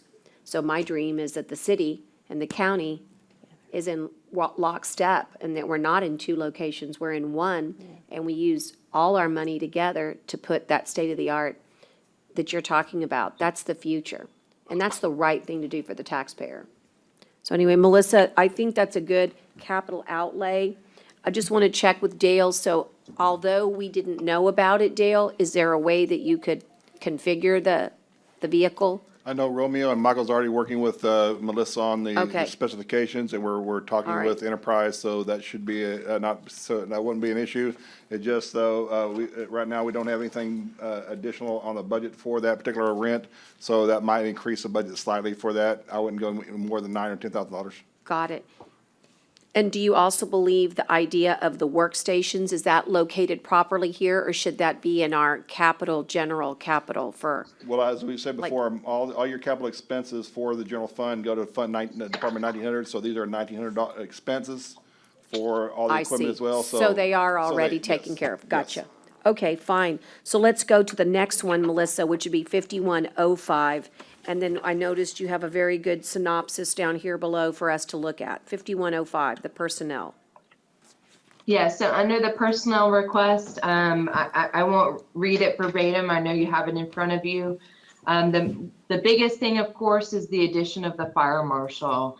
It's going to be very important moving forward in any aspect of our county to have codes and regulations where we can. And I think that getting a fire marshal and establishing fire code for the unincorporated Nueces County is incredibly important. I think it's agreed upon by all of the emergency service districts in Nueces County that a fire marshal is needed. And actually our surrounding counties are excited about the notion of it as well. There's a lot of things that the fire marshal can do for us other than just establish code. I think one of the biggest important things to have for our fire marshal or to request of the fire marshal is for them to be a peace officer. If they are also a peace officer, there's different ways that we can use them. So they're able to function under the fire code establishment, arson investigation side of things. But then they can also help us and supplement us in our security law enforcement as well. And so they're kind of an in-between when you start talking about fire investigation and code enforcement. You kind of meet, it's kind of a combination of fire and law enforcement. So a peace officer as well would make this person an even better person for the county, where we require and need and have people wearing lots of hats. So we would be able to utilize this person also to support us in our courthouse security endeavors. They can also support us in our emergency operations center during a disaster, whether that's a hurricane or COVID-19, to help support us in some of our other operations. This person could assist us in our testing operations all the way through our regional assets, if this is someone that's got the fire certifications as well as being a peace officer. But I want to say some of the other increases that you'll see on here, this is all an effort to increase the capacity and the output of Nueces County Office of Emergency Management. One of the things that we already are is kind of this regional asset. We do a lot of things regionally. We do our regional hurricane conference. We support the surrounding counties. There's a lot in emergency management that we do with our surrounding EM partners. And so there's so much more that our office can do. One of the biggest things is providing training, not only to our Nueces County staff so that they're fully trained to be able to participate in a disaster, but also to be able to train our partners. We are funded under EMPG, so that's our Emergency Management Performance Grant. And because of that, we have a lot of requirements that we have for the purposes of that grant. And one of those things is training and exercises. We don't have a lot of output as Nueces County OEM in training and being able to provide training to host training for surrounding people to come and join us. And so I want to be able to, one, we don't have the EOC that supports that type of training where we can bring in a large group of people to train. And we just don't have the tools and resources to be able to do it as well. So adding the fire marshal can take a huge section of what my office is currently responsible for, that we work very closely with the ESDs because they support us a lot on the fire side of things, take those tasks off of my plate, and then I can go more into kind of a training role, a training and leadership role, where I'm able to really hone in on our team, training our team members, our section chief, our ride out team, and then of course, providing those damage assessment courses or being able to teach the ICS courses. Those are courses that our folks need if they participate in our ride out team. Currently, we have to send them to the city of Corpus Christi to take those classes. I can teach that class. I have one more class that I need to take to be able to be certified to teach it. But I just don't have the capacity. I don't have the time. I don't have the resources to actually set it up and host it and host exercise and send out the certifications that go with that. And so I'd like to be able to have Nueces County Office of Emergency Management participating in training our other state and regional partners. There's lots of training that I go to. I attend other places because they're the ones that are providing it, but there's nothing that's stopping Nueces County OEM from being able to provide the same classes. And then our partners, our local partners, when everybody does have a very small budget, they're able to get that training because they're not having to go out of town and pay for a hotel and or a flight. So I'd like to be able to train my team, our team here in Nueces County, but also assist in training our partners. So that was part of the fire marshal. One of the other things is for myself, if you look at me, I believe after the fire marshal, actually, let me just discuss the range for the fire marshal. So the range that you'll see on here, the salary that was established or determined for the fire marshal, that was a conversation that was based on some of the other salaries for fire marshals that we saw And then I sat with Dale, Ida, and Lisa, and we pulled up the ranges and we looked at what was in the middle of, basically we came up with what was in the middle of the deputy and myself. So this person would fall underneath me as the department head, yet in the offices, Office of Emergency, Office of the Fire Marshal, we would kind of work side by side with each other. So it's important that this person kind of be somewhere in between Kathy and myself. And that's where we came up with this. For myself, I asked for an increase last year that was substantially smaller than this, which didn't change. And I understand the changes were made at a different pay grade last year across the board. But this is a request this year based on having had a category for hurricane and being in recovery for that, and then also going into COVID-19 and the operations that we've had to run since the beginning of this, and the change that you're seeing, and the I don't want to say the importance of our office. It's been important the entire time, but I think it's becoming a little bit more clear how absolutely important it is for us to have a very strong team, a very strong Office of Emergency Management, because we're dug into every single thing that's happening during this disaster. So again, I think we've had enough conversations about kind of the complexity of like how our team members have to work 2 jobs in this type. So I'm not going to go into that,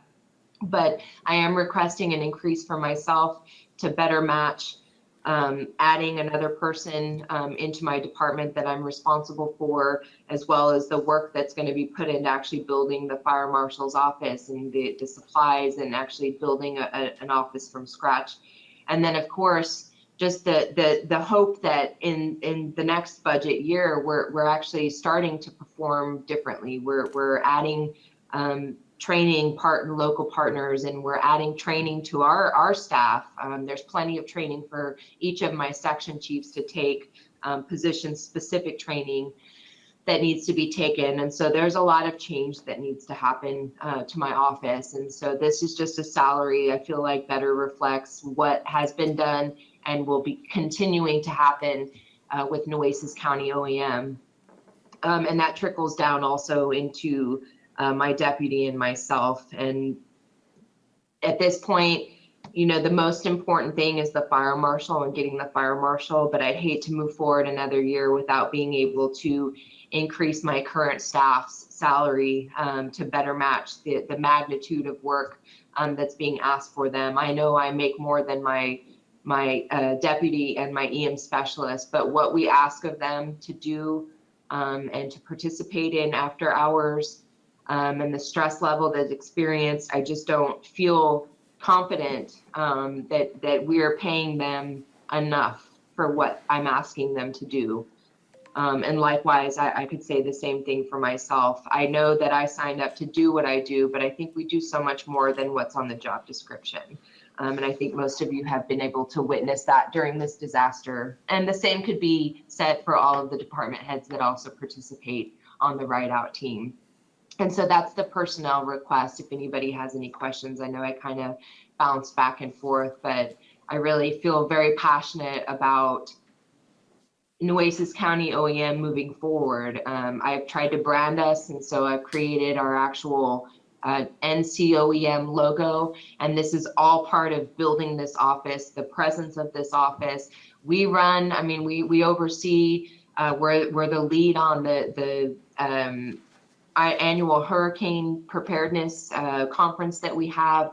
It's a very well attended conference. This is the first year we're not having it, but it's more than 6 months of planning. It's almost an entire separate job, but that's the one real output that my office has to be able to train. We have over 1,000 people attend that are from city, county government to our state partners, first responders, emergency management, Department of Transportation, Public Works, anybody that participates in a disaster for their community. And that is a huge mission that our office is on every single year. And so this is all in an effort to be able to continue to do those things, but also be able to increase the output and that people know who NCOEM is.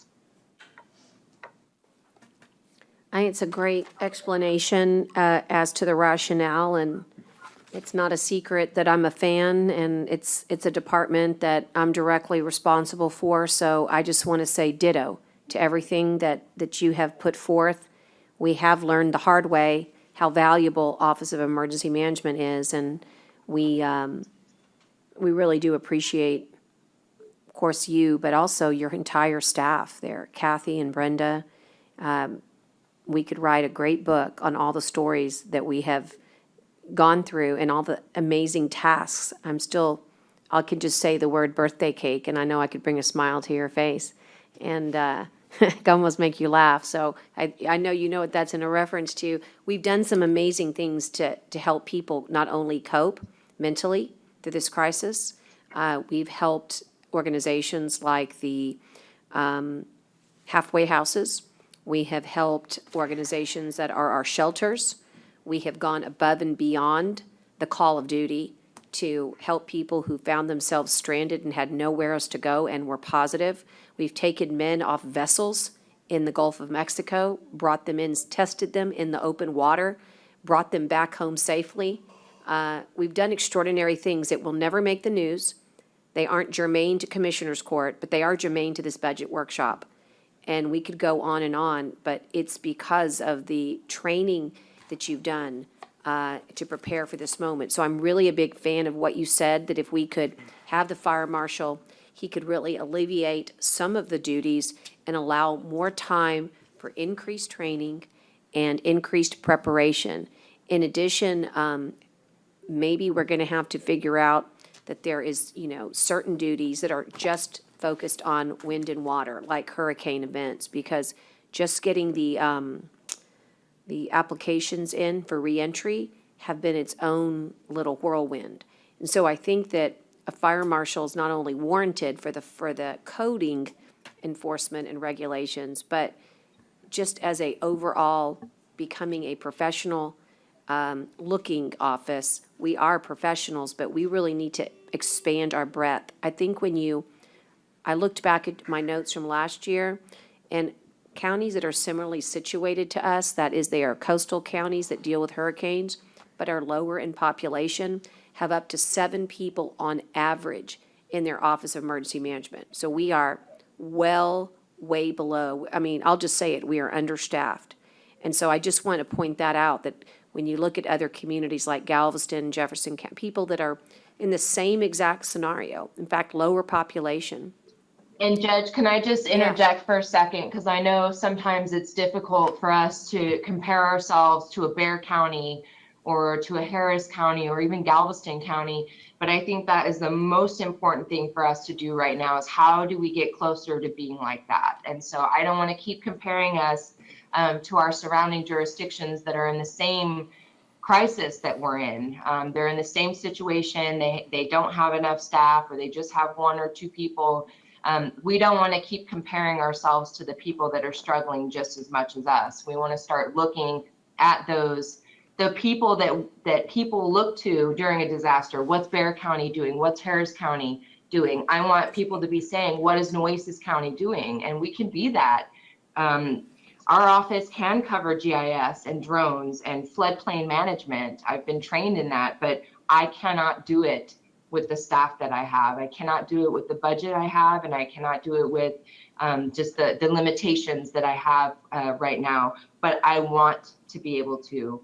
And furthermore, I am in a doctoral program, which I've put on pause because the EMC position does require, even during non-disaster times, a substantial amount of time on a regular basis. So I put the program on hold, but I would love to be able to take what Nueces County has done, because it seems when we're in the middle of it like we're just getting by in COVID-19, but we're doing a phenomenal job. What we're doing with testing, what we're doing with our drive-throughs, how quickly we've been able to test employees and everybody partner-wise that's come up to us, the halfway houses, the port.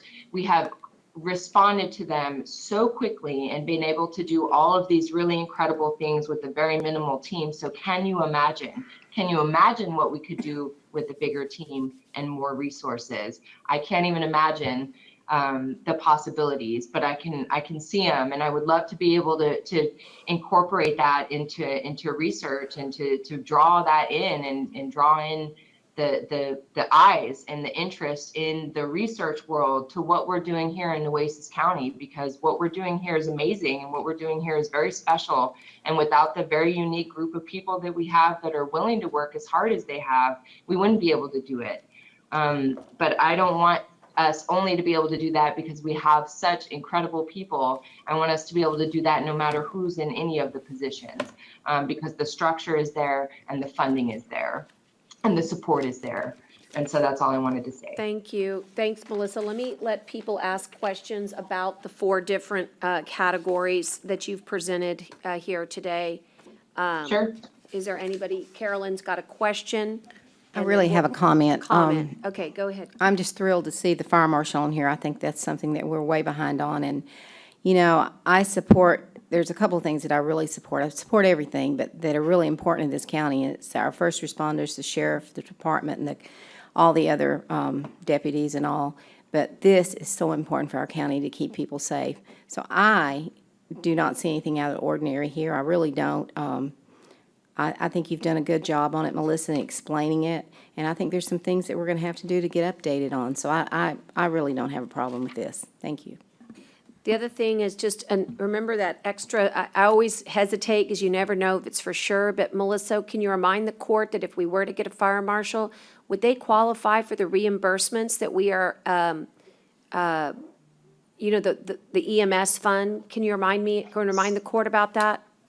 You're talking about the EMPG? EMPG, thank you. Yes, so if I can show that the job description of the fire marshal is 50% emergency management tasks, they would be another person that would qualify under EMPG for reimbursement. Again, that's what the state has each year for reimbursement. We haven't been fully reimbursed the total amount in the last several years per Maria Bedia. But we do get some back every year. And so any money that we're going to get reimbursed is good. And so this person, and trust me, the job description wholeheartedly is 50% emergency management tasks. It's 50% tasks that is on my office's plate right now that they would be taking from us. And so why wouldn't that be emergency management? So I just want to put that on their radar, Melissa. Thank you for that. And I didn't know that until you brought that to court earlier this year. And it's now on my radar when we start our legislative goals. To be honest with you, we want to go visit that state agency and we want to make sure that we get our fair share. Everybody thinks if you're good and you follow the protocols, and of course you should get what you deserve. Well, that's not the way the world works. You've got to go fight for it. And so it's now on my radar that we have not received our fair share for the last few years. And I'm going to try to go make certain that that's not the way it works this year. What agency was that, Judge? TDM, right? Okay, TDM. Okay, I didn't hear. Is that right, And Melissa? it doesn't have to say to be part of that grant program. You almost would say that, it's more work than what we're getting back at this time. That might change, Judge, if you're able to go down those avenues. Yeah. But it's a tremendous amount of grant reporting and exercises and things like that, which you would say, well, then why are we even participating? But again, any reimbursement is good. But what it really does for us is it keeps us following the same protocols, the same trainings, the same exercise requirements that our partners are doing and everybody that is in emergency management that falls under TDM. So it keeps that similar process across the board for emergency management that are under this EMPG program. And if ever we got to a point where our jurisdiction was larger, there's another emergency management grant that's out there, but we just don't qualify because our population is too small. Anyways, some good news there. That's very positive that we could have that opportunity. Also, having a fire marshal also opens us up to some of the other agencies that give money to law enforcement needs, like that Plains All-American grant and that funds a lot of HALO. There's just a lot of opportunities once you create these positions. So nothing in concrete, but just good to know that it's out there. And then just I want to end with this, since we're actually 5 minutes ahead of schedule.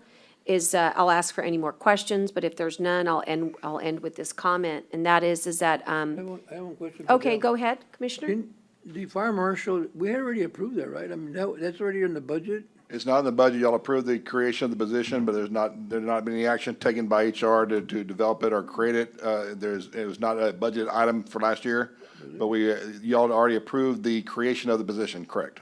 We're ready, we just hadn't done it. We had done that, okay. But the job description, Melissa has gotten it to Julie, and, I mean, again, this was a good time to come to you all and say, you ready? Because we really need it. And, So this will require the additional cost in the budget for that position, yes. I want to end, Commissioner Chesney, do you have anything? Commissioner Modis, do you have anything? Okay, so to end the budget workshop for today, I just want to say that, for Melissa's presentation, that the other dream is, and Melissa and I have talked about this with the Fusion Center, is that Texas A&M Corpus Christi obviously is a child of big Texas A&M in College Station, and that's where the Rellis campus is. That's where Tatum is located. And because of this great sibling relationship that we have, we believe that the future is very bright for the Gulf Coast to have a really strong emergency management presence here. So the fact that Texas A&M is here, like John said, with the drones, and all the stars have aligned for us. And I believe because of great conversations that we've had in College Station, that there is a desire to have Texas A&M work with us in Nueces County.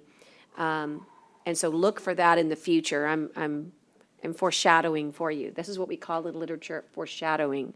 I think this is what's coming down the pike, and I'm very excited about it.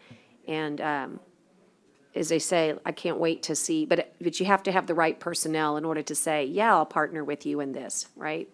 So we're getting ready for something hopefully very monumental. So I'm excited that we are done on time, and that we do need to reschedule our tax assessor. So who's going to take charge of that? Teresa, great. So I'm putting his at the top of the list, and then Teresa, just let me go back to the calendar to remind everybody who's watching, the next date that we get together is, Tyner, let's see, we get Monday together at on 8:30. Monday. It's on. 8:30? We get Monday at 8 o'clock or 8:30? At 8 o'clock. At 8 o'clock, that's what I thought, okay, 8 Tax o'clock. assessor. So we will see you I just want to guys. say thank you, Yes. Judge and Commissioners. You bet, Judge, yes. also Inland Parks has canceled, so Inland Parks will not be doing a presentation on Monday. Okay, so we'll do, so that you just switched them. No, I actually, county Oh. attorney canceled as well, so tax assessor took county attorney's slot at 8 Got o'clock. it. And look, But Inland Parks won't a present. lot of our folks are struggling with all these, office situations. Let's be very flexible with them. And if we need another day for workshop, if it's just an hour or two and it works with everyone's schedule, particularly since we're learning our virtual abilities really well, let's try to get them in. I mean, I know Laura would like that opportunity to be able to come. If she can't do it on Monday, we understand. No problem. Okay. Okay, so I'm gonna gavel us out then. There's no need to stay. 11:57, we're done.